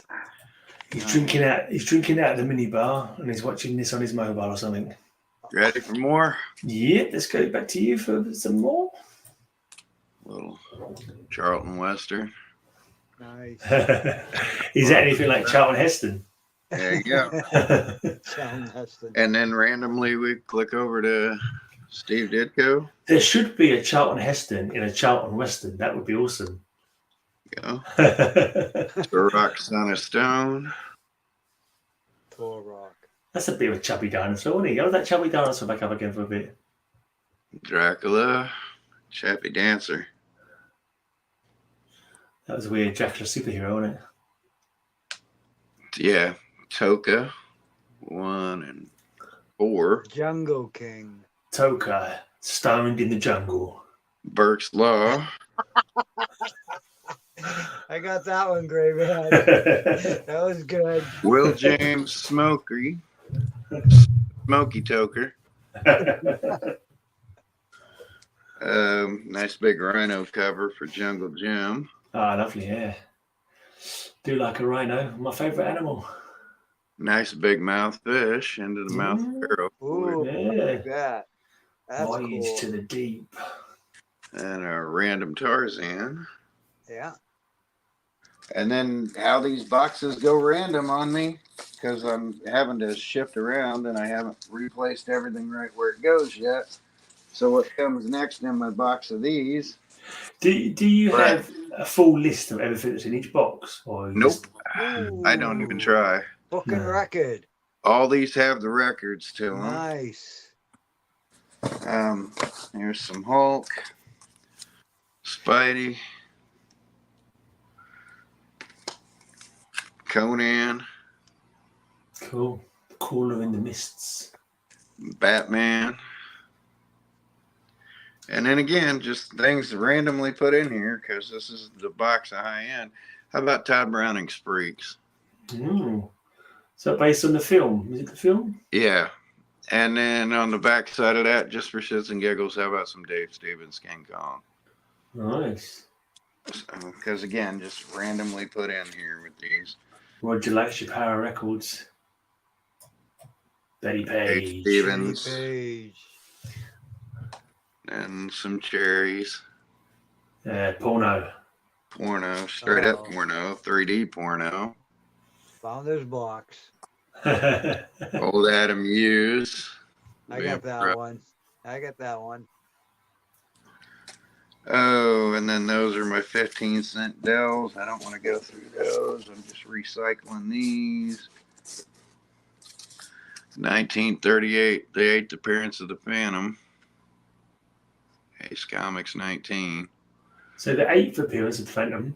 Yep, Okay. 8th appearance of the Phantom. What year did you say that was? 1938. Cool. Blimey. He's the costume hero that predates Superman by about a year. Little EC Weird Science Fantasy. He was basically a superhero, wasn't he? He had a superhero costume, didn't he? Purple Yeah. suit.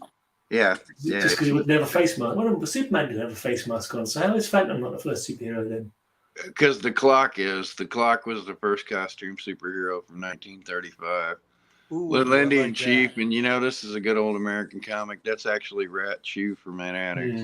Yeah. So why is Superman proclaimed to be the first then if the clock was He's for not him proclaimed. He's and never Phantom? been proclaimed to be the first. He's been the greatest.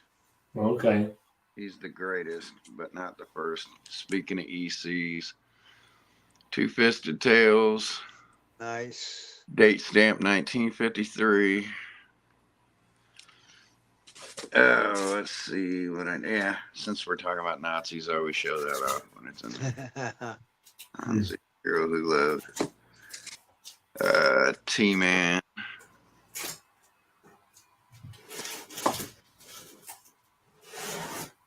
Little Black Magic. Yeah, I got a couple of those. A very politically incorrect four color. With Uncle Remus, 4-color 129. Walt Disney Comics and Stories, Show Dove, Super Duck, Uncle Mickey Mouse. Third appearance of the Flintstones in comics.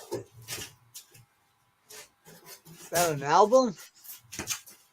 It's just the comic album. It's just the Dell comic album. Wow. It's the third appearance of the Flintstones. Nice. But it's not an album. It's just called a comic picture album. Felix the Cat, number 8. That's a wonderful cat. More 4 colors. Yet another Howdy Doody creepy cover. That's cool. Little Genius. Try to put a butt plug in the neighbor there. Ouch. One Western I don't think I'll soon let go of simply because of what's in the corner here. Prize Western. That's a 1948 date stamp. Nice. No, others had superpowers too. Superman was just the biggest and most famous, but Superman was actually a knockoff. He started out as Dr. Occult anyway. Superman's original. I mean, they put him together in 1936 as Dr. Occult, which again came after the Clock and them. So another old painted Tarzan. Little doll man trying to go up Uncle Sam's nose. And just back when comics were truly politically correct, right? Oh, God. Oh, my God. Yeah. Sports. Wonder if there's a snake on this. I got nope, just a giraffe. I just realised. I'm sorry. We've got to apologise to Kyle. I realised that all along, all this rudeness, he was asking for another dirty old man. Dirty bastard. I realise now that's what you're after. Classic Carl Barks duck book. So do you know who the first powered hero was then, Kyle? Yeah, to be a powered superhero, it was the Clock. Yeah, they're all powered. They're all just levels of superpower. 1947 EC there. Then while we're still politically incorrect, a step to fetch it from Spirit number 4 from 1946. Old comics, Cats and Jammer Kids, the pre-turn of the century characters. All right, I figured one of these ought to come across had a snake in it. The Shadow started in the radio series. The radio series predated the comics, didn't it? He's a pulp character. It may have predated the comics, but it didn't predate the pulps because they basically. So he started in the pulp, then he went to the. And then I think I'm just going to end on this one. This miscut that I just love this book. It's miscut, but the interior is not affected, so it's just got cut funny. Bit wonky. It got cut wonky, but it doesn't affect the story at all. So it's a miscut that got off the line. So, do you know what the clock's power was? I don't even remember. Something about setting back time 5 minutes or some dumb shit. No. So, but yeah, the Clock is recognized as the first costume superhero. I think the clock's power is for it to always be later than I think. That's what I think the clock's power is. Yeah. Right. Great. Want to say a few more? Sure. We'll go Space Family Robinson. Lost in Space. Hmm. Nice painted covers. Yeah, because wasn't Space Family Robinson meant to be Lost in Space, or Lost in Space was a copy of Space Family Robinson, something like that, wasn't it? I think Space Family Robinson came first before the other one. Which is a knockoff of Swiss Family Robinson. Yeah, of course, yeah. So it's a play on that, yeah. Space Family Robinson. Danger, Wilson Robinson. Danger. Lost in Space. You bubble-headed booby. Is that what you used to say? Is that what the doctor would say? Yeah. It's here. Smith is here. He was played. I only saw a few of the TV shows of him, and he was such a smarmy kind of like. He's kind of a weird kind of villain because you kind of liked him, sort of, but you also knew he was a bad guy, didn't you? He was such a sort of comical villain, wasn't he? He was a scaredy cat. Yeah. He was afraid of everything. He was played well though by the actor. Yeah, he was a good actor.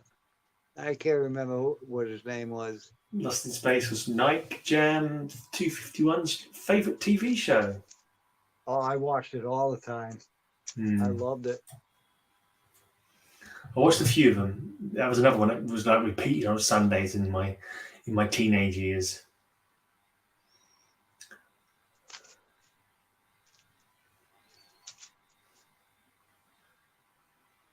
One that I really liked, that I used to watch a lot.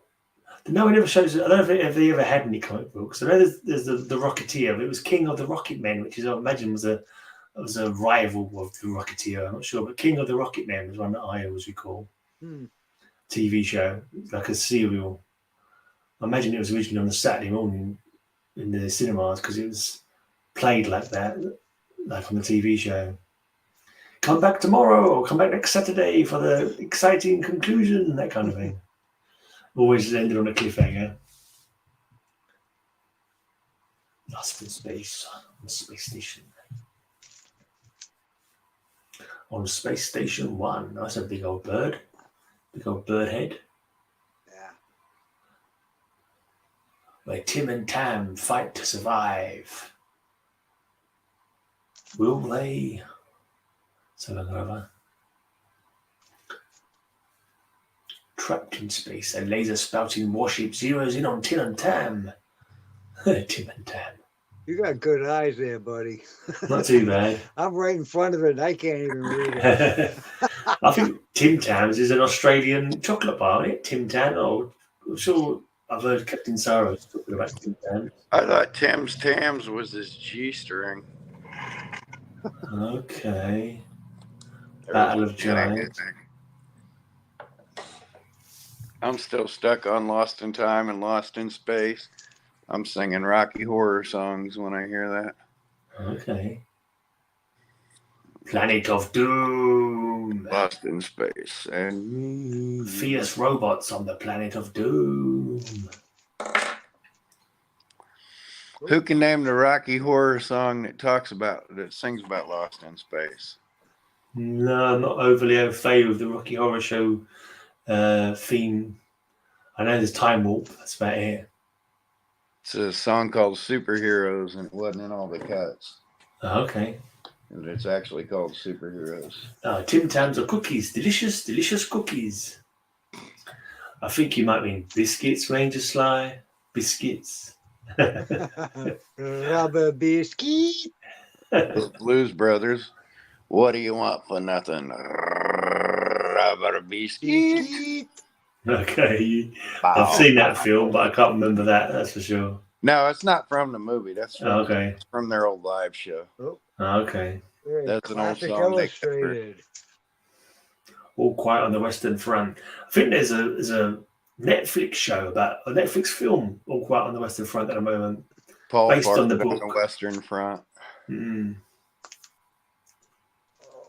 What the hell is this doing in here? Tom Sawyer. Okay. Oh, yeah.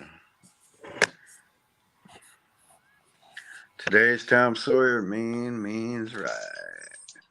Oh, yeah. Hiawatha.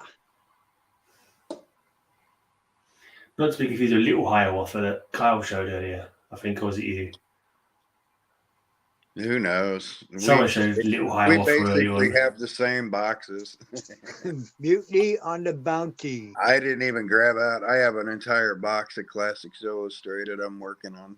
Yeah, I got a bunch in my closet. I've got one. I don't know what these are doing. One single one that might be my oldest comic book. The Lady of the Lake. Okay. And Yeah, that's mine's the first print too. I'd actually set that aside. That's kind of valuable. How can you tell from the layout? 1950. It's 10 cents. Anything 10 cents a first print. I think mine's a UK reprint actually, so it probably isn't a blinking 19. It probably isn't the oldest one. I thought it was 1950 when I first picked it out, but I think it's a UK. The oldest book you got is 1950. Yeah. Oh my God, I should remedy that. That's probably the only one I've got in the 50s, to be honest. That's the only one I've got in any of the 50s. I got so many 40s and 50s books, I forget which one. Mark told me one was from 46. I forgot all about There it. you go, Grey Man. Oh, yeah. The proper Avengers, the real Avengers. Yeah.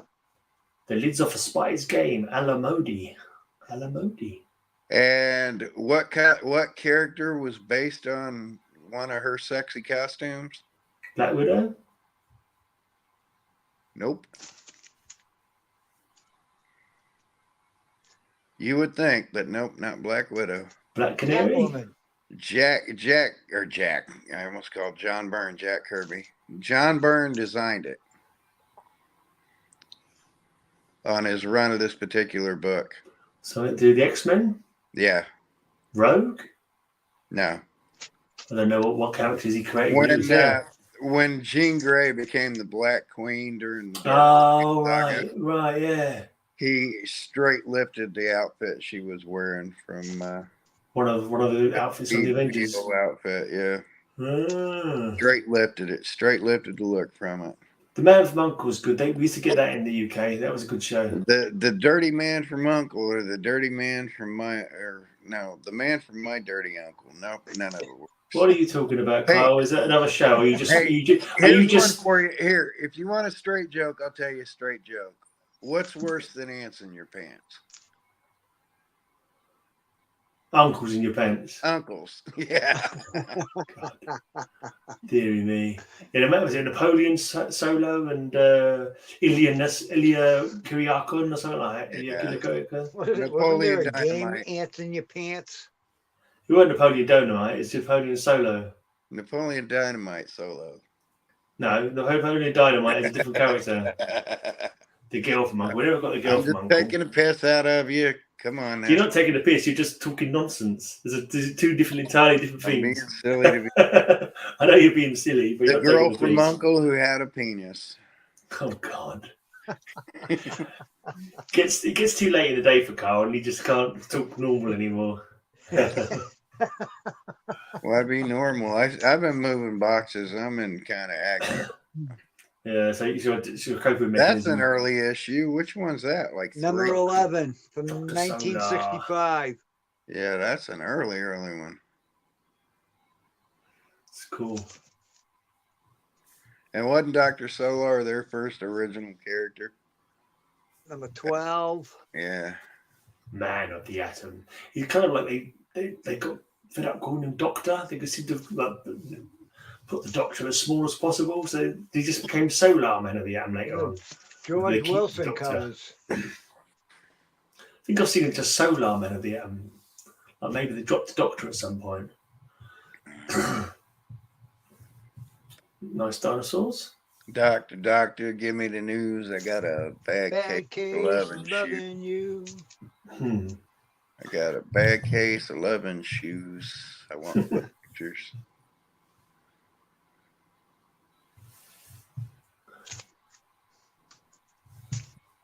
Magnus Robot Fighter. Magnus miniskirt wearer. I know he's not got a miniskirt in this one. He's wearing shorts. I'm pretty sure Solar's first. He's got shorts. Yeah. Shorts. I'm pretty sure Solar was We wear short shorts. Yeah. Short shorts. He wears short shorts. You wear short shorts. Pretty sure Solar was the first and Magnus came a couple months after. But those are the first two Gold Key original characters. Dave McCann was a guest in an episode of The A-Team when Robert Vaughn joined the cast in the full season. They made a joke that they're actually the characters from The Man from U.N.C.L.E. Okay.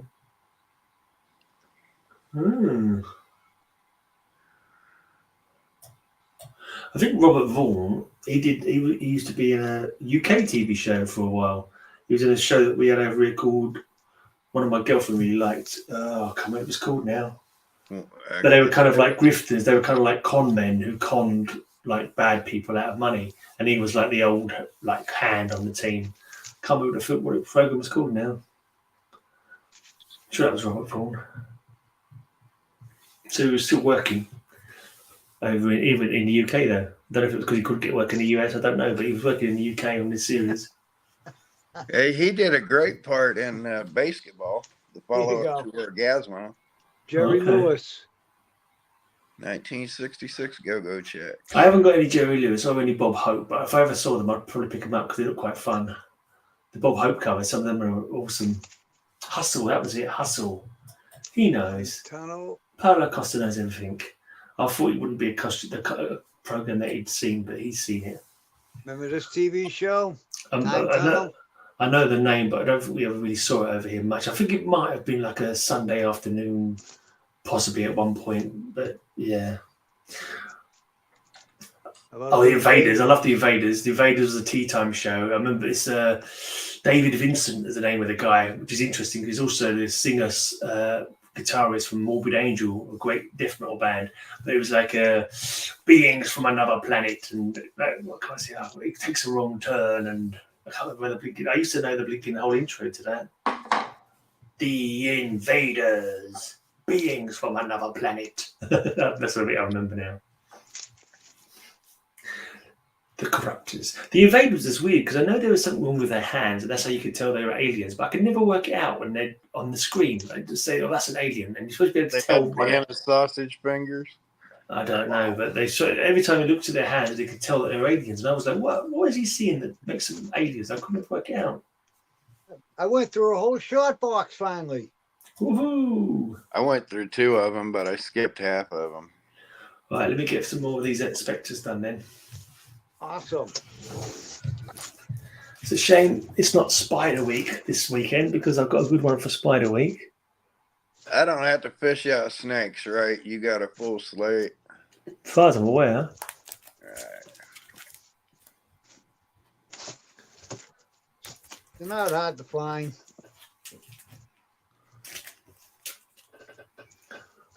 Dance of Death. This looks like it's taken from something. I know it's kind of similar to the... That's the dance, Dance La Morte. Dance of Death. Dance of Death, yeah, Dance La Morte. Is that not the same dance that Harley Quinn Joker were doing on... Yeah.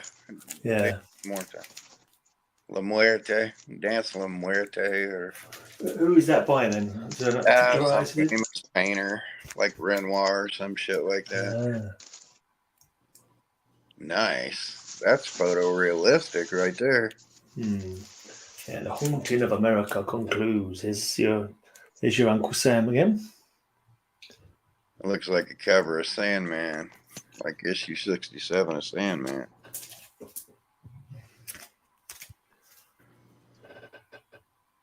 Spectre's been Jokerized, I think. That's a frightening thought. That's Tom Mandrake right there, isn't it? Nah. Hasn't got his lines or his shadows. Oh, I was looking at the shadows around his face right there. When but they're not Mandrake shadows. This is can't make out Gerard, maybe Gerard. I can't really see very well. Yeah.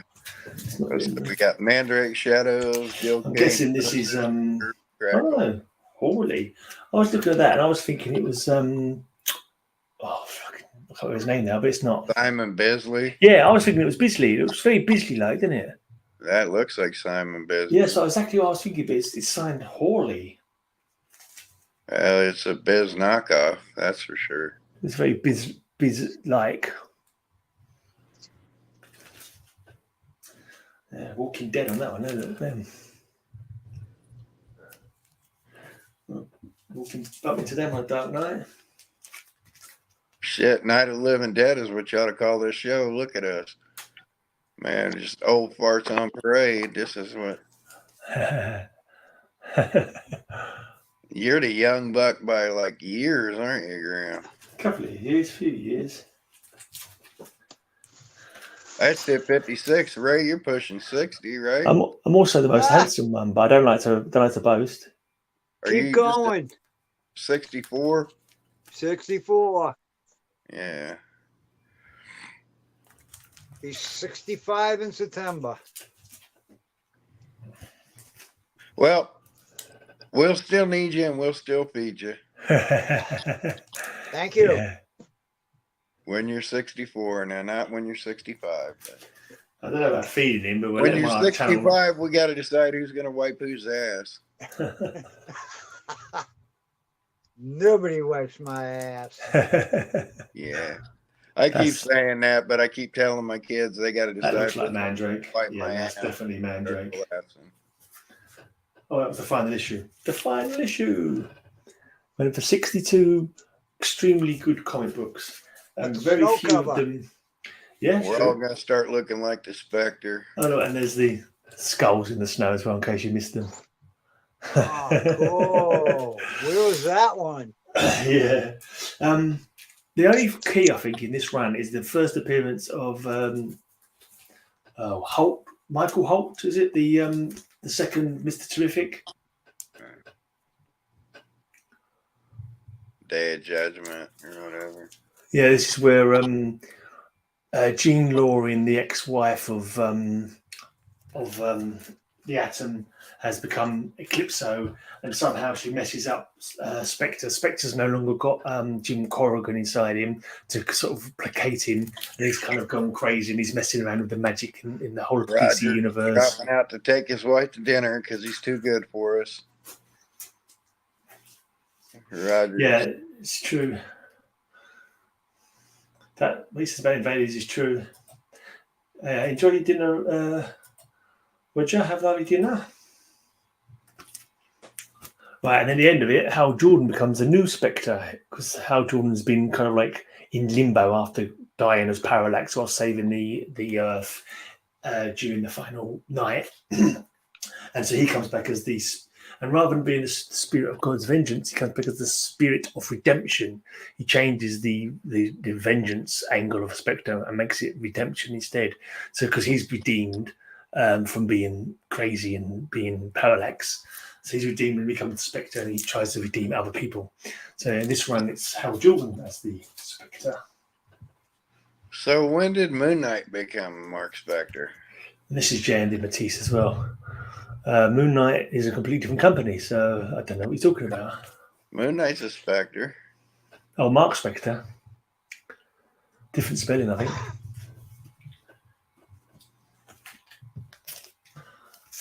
Wait, I just figured something out. That means the Pink Panther's one of those too. Yes. He's Inspector Clouseau. Uh-huh. Well, it's either dad jokes or extremely low-key, dirty jokes. I feel I prefer the dad jokes slightly. I'm reaching for Inspector Clouseau. I'm trying to think of things with Spectre in them.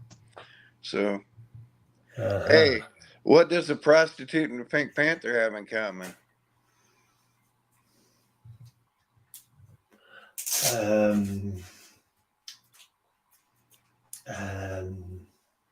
And I'm talking Inspector Clouseau. You paid to see both of them? What does a prostitute and Inspector Clouseau have in common? Don't know. Or a male? God damn it! What does a male? I tell you what, we'll give you a couple of minutes. When you've formulated a joke, we'll come back to you. Yeah. What does a male prostitute? Maybe write it down. Yeah. What does a male prostitute and Inspector Clouseau have in common? I don't know. They're both Peter Sellers. Ah, I see. I see. I get it. Right. You got some books, or are you in your garage now? I'm not doing any more books. I'm done going up and downstairs. All right, let's. I just want to show my titties. I want memes made out of me on everybody's channel where I'm doing my dance. The fox and the crow. Hugely popular way back when. Yeah, 1960. There you go. The audience has spoken. Kyle, please stop, please. Come on, I made a Peter Sellers joke. Here's another book Roger gave me. This is awesome. Screen Comics. Real Screen. Yeah, that's where they started, was in Real Screen. Yeah, they were hugely popular. Oh, man. Paulo doesn't like my dick jokes when I'm tired. So, nobody likes my dick jokes. Blondie, what issue of Magic is that? That's an old one. It's 98. 1947. Yeah, that's an old one. Comic strips that became comic books. Blondie and Dagwood, they were in that Ace Comics from 1938. Foxy Flanagan from 1947. Number 2.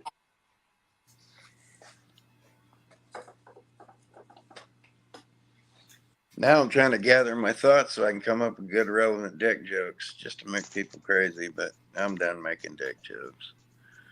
There you go. Pep.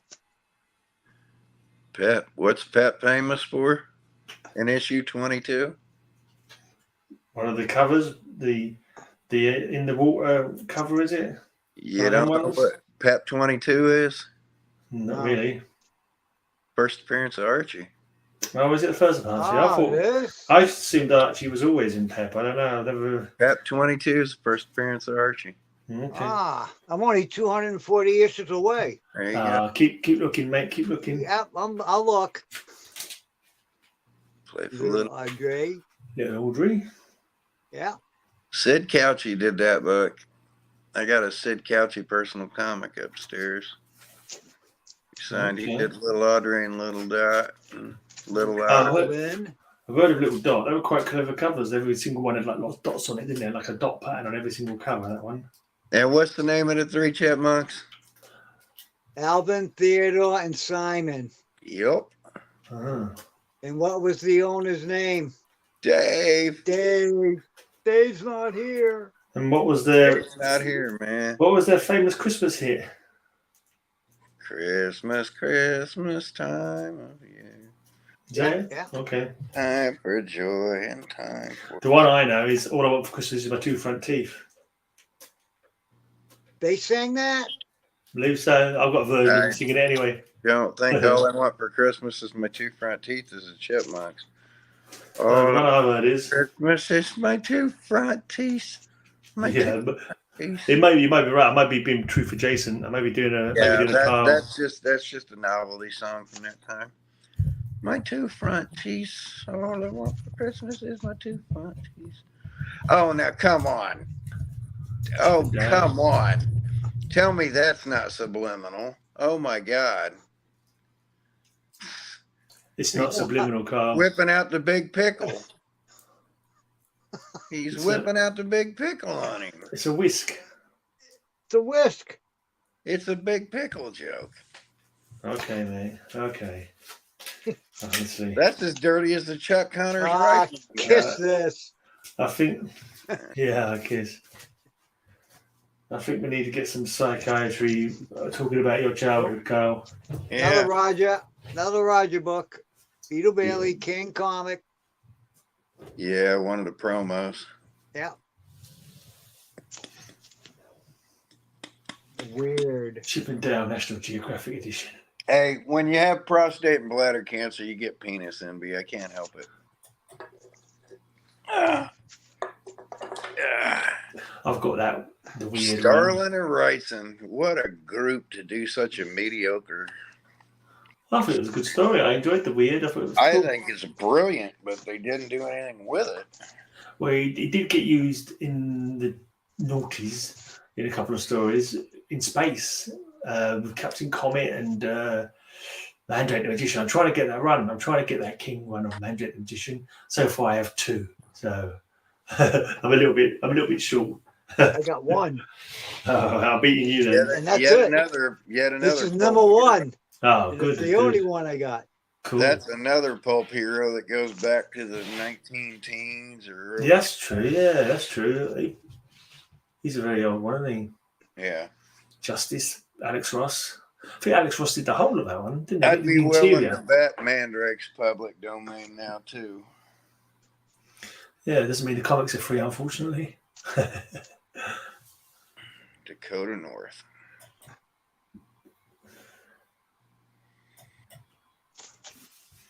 Does she come from North Dakota by any chance?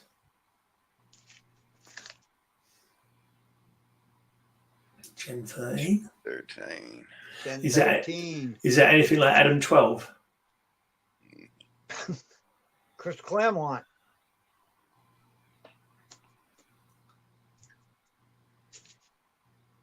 Iceman. Oh, yeah.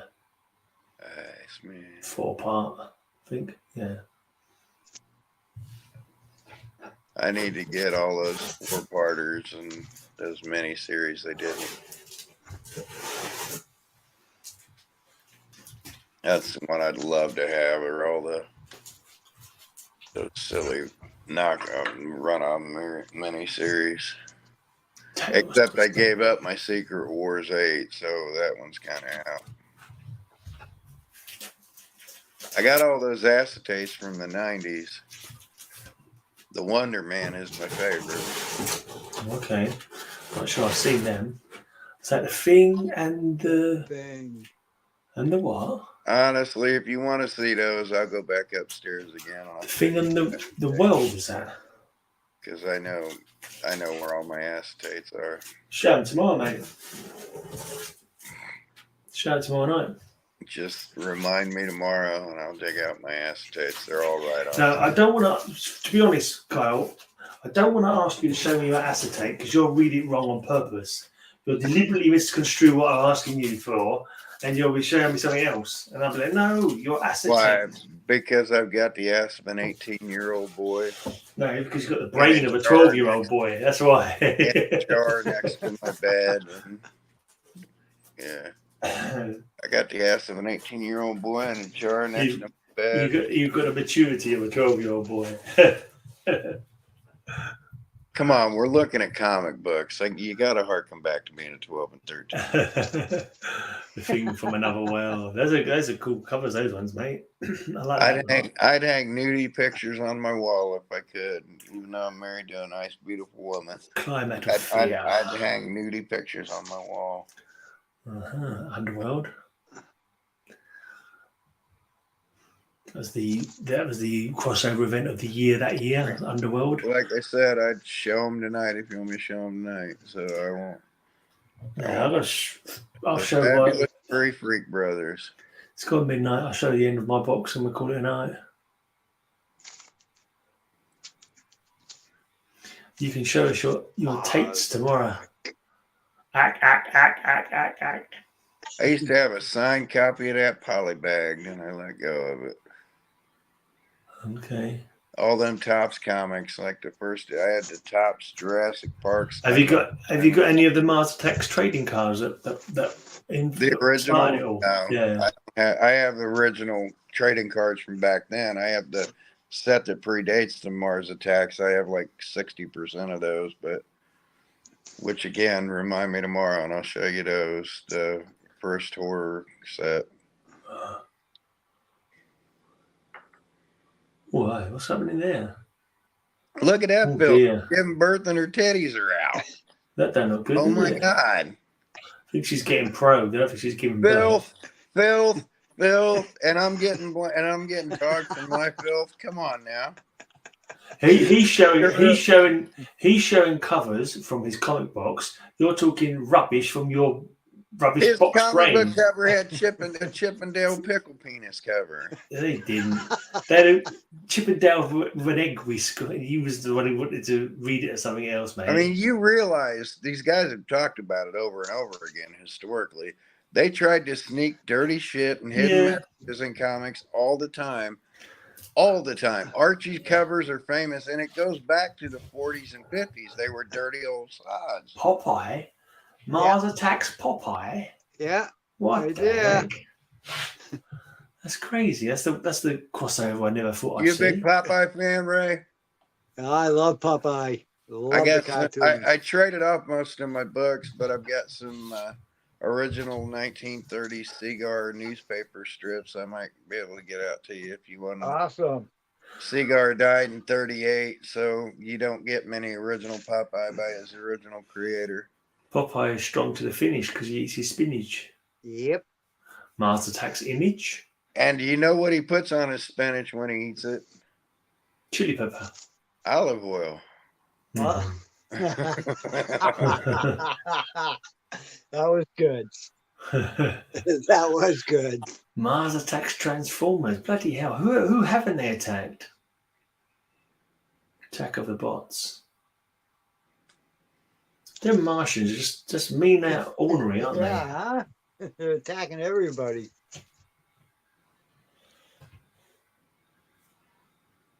Mars attacked my mom, but she fought him back. Did she do when I'm calling you? And they all brains all exploded. Yeah. Real Blade. Mars Attacks Blade. You want the first issue of that? The first issue of that spiked heavy. I got that upstairs. I got it out of like a 50-cent bin, and the first issue of that is actually his first solo series. I've never seen that. Oh, that Blade. Yeah, it's got a foil cover. First issue's got a blue cover with foil on it. That's another one of those characters I think is English that no one knew. I didn't know about because he was born in Soho in London.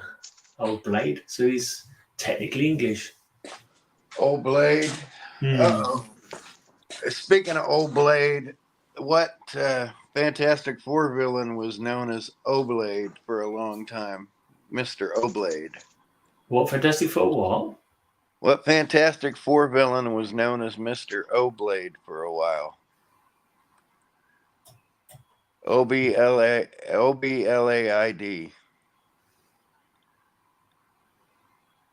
The Wizard? It was an anagram or whatever of his name. Oh, Diablo. Diablo, yeah. Diablo was Mr. Oblade for a while. Okay. Good Suicide Squad run. It's another series I need to read again. I need to one day just stop buying new comics and just start rereading all old runs again, you know? I'm currently reading the New Mutants run. I'm going through them pretty quickly. Quite a good read, the New Mutants run, actually. Not too bad at all. Pretty decent stories. I'm about 8 in so far. Only 92 to go. I reckon I'll have it done by the end of January.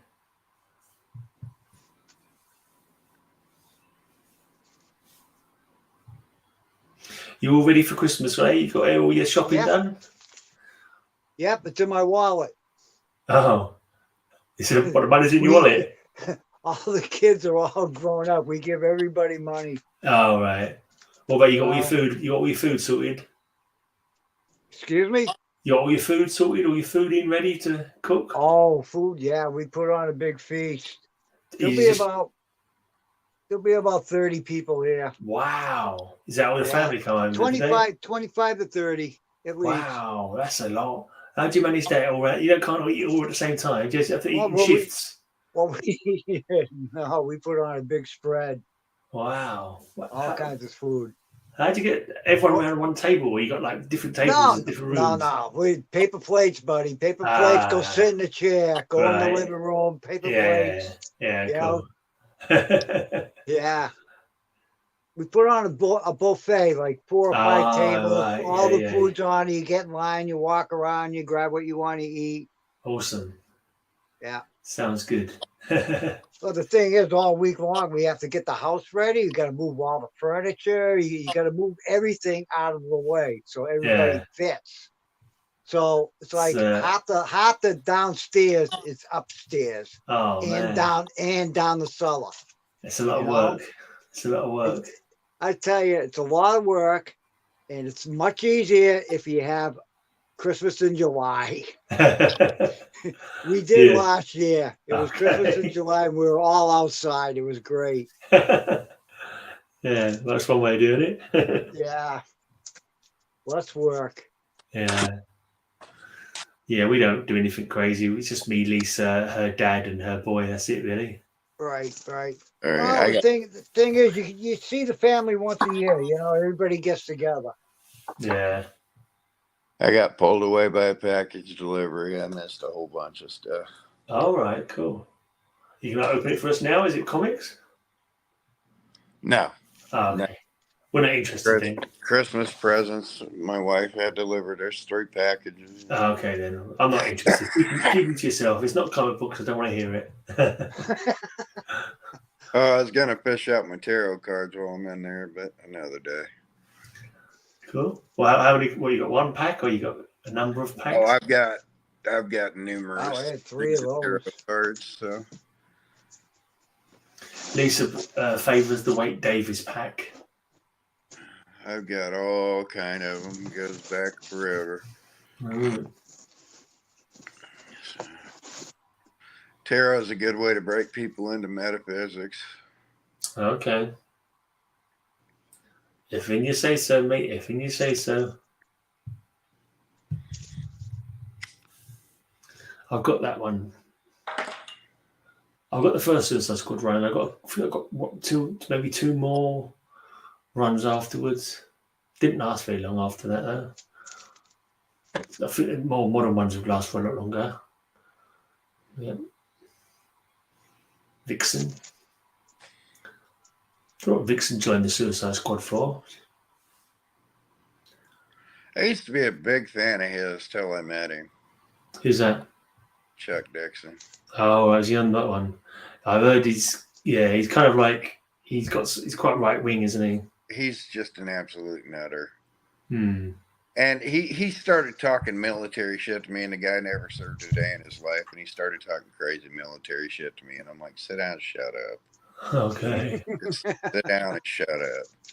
I mean, he went off on a rant, and I'm like, who the hell are you? And he started talking about how he understood the Punisher, and I'm like, shut up. Okay. Just shut up. I mean, he literally is. He's a Ted Kaczynski Unabomber nutter. Cool, blimey. And so self-absorbed and so obnoxious. Just obnoxious. Mike Barron's kind of that way too, but he's not rude and obnoxious to people. Dixon, okay. Dick. I know he's got a YouTube channel. I listened to one of his things, and some of the things he said, I'm like, whew, okay, that's what you think, is it? Okay. Dick, and Trevor Von Eden is another one like that. It's just I used to love the Sinbad movies as a kid. They were cool. Nazis. Oh, I love that. Sinbad movies are classics. Those guys are like white power nut jobs. God. Jose Luis Garcia Lopez. I've got one I'm trying to sell a Tire Force #1. I want to get the original minis. I used to have all 4 of the mini books of that came with the games, but that's a long, long time ago. I had a load of Masters of the Universe. They all came with mini comics. I have no idea where they've gone, though. There's no way I would have thrown them out. And I've got no idea where they are. All valuable. You got all 3 issues of that? What, 18? Issue 2. I'm missing issue 2. You're missing issue 2? Yeah. And I had a chance to buy those in a 3-pack altogether. That one? Yeah, I'm missing that one. It's yours. All right. Pile. All right. Did you put Avengers 118 in my pile too? No. I've got one of them, Mr. T and the T-Force. Different cover though. I've got different cover. Do you have the autographed one by Mr. T? No. That's number 4. I've only got number 1. The first 10,000 off the press were autographed. And by the end, he was using like a big old marker. I bet his arm was killing him. Yeah. $10,000. Those are great. Those like JSA returns. They're all different covers, all done out like the original comics that they first appeared in. Yeah. All that golden age kind of look to them. Yeah. National Comics. Yeah, that's what I was talking about earlier when they started the Gaines and Donenfeld experiment became National Comics. But Thrown out. That's terrible. Out. No idea what happened to mine. So but annoying. yeah, that Mr. T was a Neil Adams get together with him where they wanted to preach the good things. That's the what was it? Was it a religious book? Was it like when you say good things? Is that what you mean? Well, it's eat healthy, do those things. Yeah, right. It's a little bit kind of like Because Adams has always been kind of preachy, but preachy in a subtler way. Don't pollute the earth or bad things can happen. It wasn't wrong.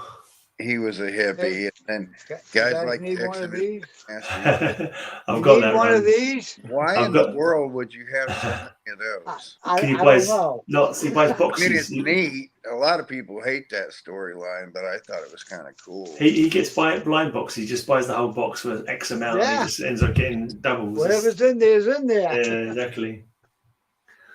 So when you come across another Avengers 118, then we'll figure that out. He'll let you know. Yeah, I've got one or two Exterminators ones. I can't help but pick them up, but I think I got the full set.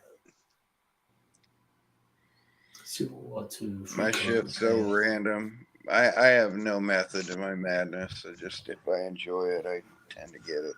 I thought myself on fire right there. How about that? I thought madness was your method. Yeah, it is. Our house is very, very, very fine. Don't set fire to it then. Yeah, 3 of those.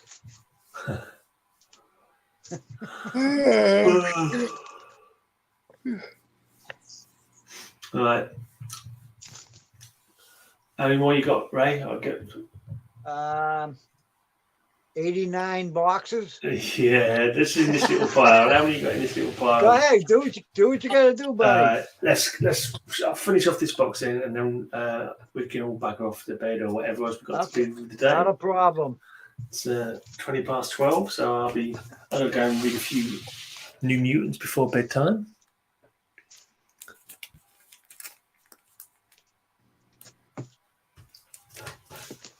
Spectacular. No. Yeah, they are spectacular.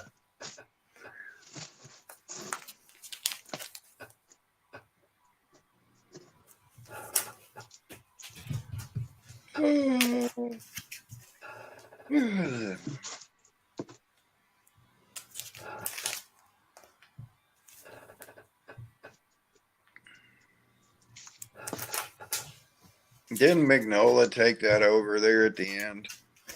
Not as far as I'm aware. Or is that another series? Or who knows what I'm thinking about? Sacrifice in space. Some rather interesting looking cover than this one. Not as like spectre-y as the 90s run or the 80s run, but they do have some interesting look to them. Spectre versus Darkseid.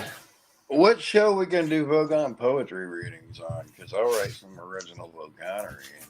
I wasn't planning to do that on any show. Oh, come on now. Especially when my brain turns into mush like this. Hey, Louis. It's an interesting one. I got a prize win coming from Louis soon, so I can't wait to see that. Cool. There was that Spider-Man 50 or whatever that had the profile of his face in red and the white ones in the later. This is a crazy one. I was thinking about picking that up for my grandson. Ooh, like weird, isn't it? Awesome. Yeah. Very strange. Yeah, that Spider-Man I won from that Louis trivia thing, I'm going to give to my grandson for Christmas or after Christmas. Or I'm going to give to my grandson because he's a big Spidey fan. Ode to a Silver Knight. On its way. Hey, if it's on its way, he's going to get it for Christmas. Awesome. Thank you, Louis.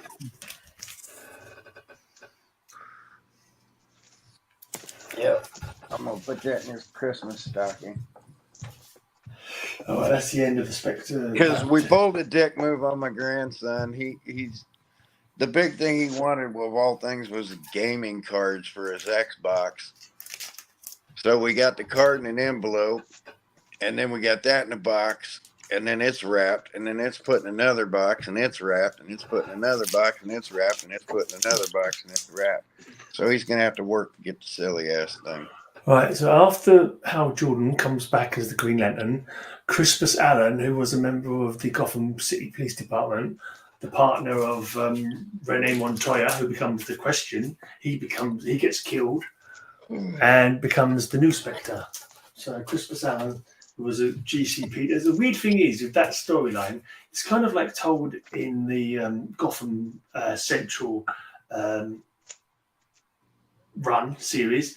And he's killed by someone who's called Jim Corrigan, which is the same name as the original Spectres Alter Ego. I thought so it's very story weird. That was Jim Corrigan came back possessed or something. No, I didn't catch that. I think it's supposed to maybe have been an ancestor. I don't think he even mentions him being an ancestor. It's just really weird because he looked like Jim Corrigan. He was called Jim Corrigan or James Corrigan. And for some reason he was a corrupt cop who killed. So I thought that was a possession story. I thought that's what that was Corrigan was possessed to come back and do that. Not as far as I'm aware. But anyway, Black Lightning is the rest of this box. I bet that's not autographed. Nope. It's Black Lightning #1 is. It's Tony Isabella, though. Tony Isabella, so the same original. We can all say it. Who gives out the best AOKs? Who gives out the best AOKs? Did you really, really, really like your AOK from me, Gray? No, it's rubbish. Eat donkey dead. You needed a Black Lightning one, so I parted my copy. I know you did. You were fishing for compliments. You're not getting them. I got to get some. Roscoe got his AOK from me today. I wonder if he's going to make a video of that. I'm sure he will. Or he might show them on the... This is a cool cover. He's sitting there talking like, well, I've got some comic books that go back to like the 90s. She was showing this on Black and White Week. So, yeah. So I sent Roscoe a couple of early 50s comics. Oh, cool. No mercy for parents of the Junior Woodchucks. I could be wrong, but I think his name's Jose Salgado or something like that. Old gangbuster. I believe it's something like that. I need to, Jose Salgado, something. I'm still thinking of that Crispus guy that took over. That sounds so much like Crispus Attucks. A bit of what? Crispus Adams, who took over the Spectre. Crispus Allen. Yeah, I know his name was Crispus Allen. That's what I think his name was anyway. But it just sounds like Crispus Attucks, and it's an Indianapolis black guy that was a Reformationist or whatever after the Civil War. So I think that might be a nod to him. Maybe I'm remembering it wrong as well.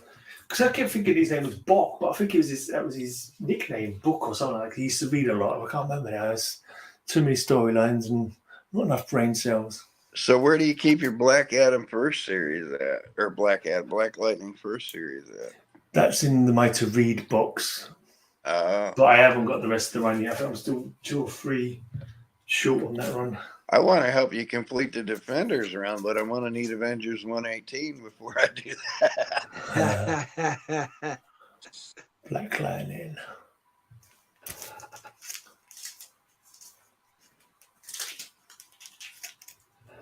I can't believe after all this time I've done brain farted where oh man, I can't look at it because if I try and look at anything on the phone while I'm on StreamYard, it shuts off. What you from? But where that AOK I showed off earlier, the kid that I'm giving those. Okay. I wanted to go to channel and I completely brain farted it. Oh, it's in there backwards for some reason. And then we got another from 2009, another 6-part Black Lightning series. Black Lightning Year 1. I was gonna make a Grease Lightning Grease joke, but you know. Go Black Lightning, go Black Lightning, go Black Lightning, go Black Lightning. You're a real pussy wagon. He's a real pussy wagon. Yeah. Yeah, I was talking to my wife about that yesterday. That's why I'm talking about it, because I want to become the king of AOKs, the guy who gives away fancy books for just because. You want to save them for your blinking selling to leave to your family. I mean, I want to, I'm going to keep the bigger books and take care of the family with it. But some of the level things that I got on the cheap, when I get great deals like I did with Mark, which again, he didn't pay much into what he had. I didn't pay much into what I had, but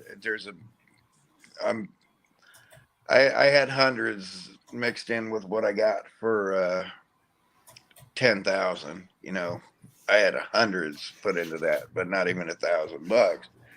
And I got $10,000 worth of stuff. So I figure, well, people can bet, it ain't no skin off my teeth to let go of Walt Disney Comics and Stories 125 from 1951 for Roscoe.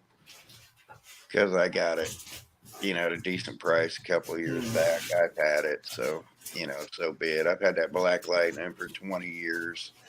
It's just sat in a box, so better to go that way. Now Ray, I don't feel so bad about, because Ray has damn near everything. So, but no, not everything.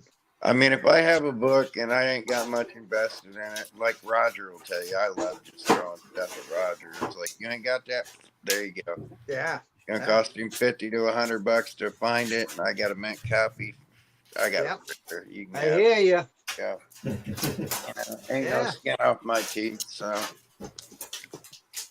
yeah, if I had it my way, everybody always asks me what I'd do if I had $1 million. I'd give it away. I don't want it. I don't want any of it. I want to take care of my wife, but as far as personal wealth goes, not me. I'd give it away in exchange for comic books. Not me.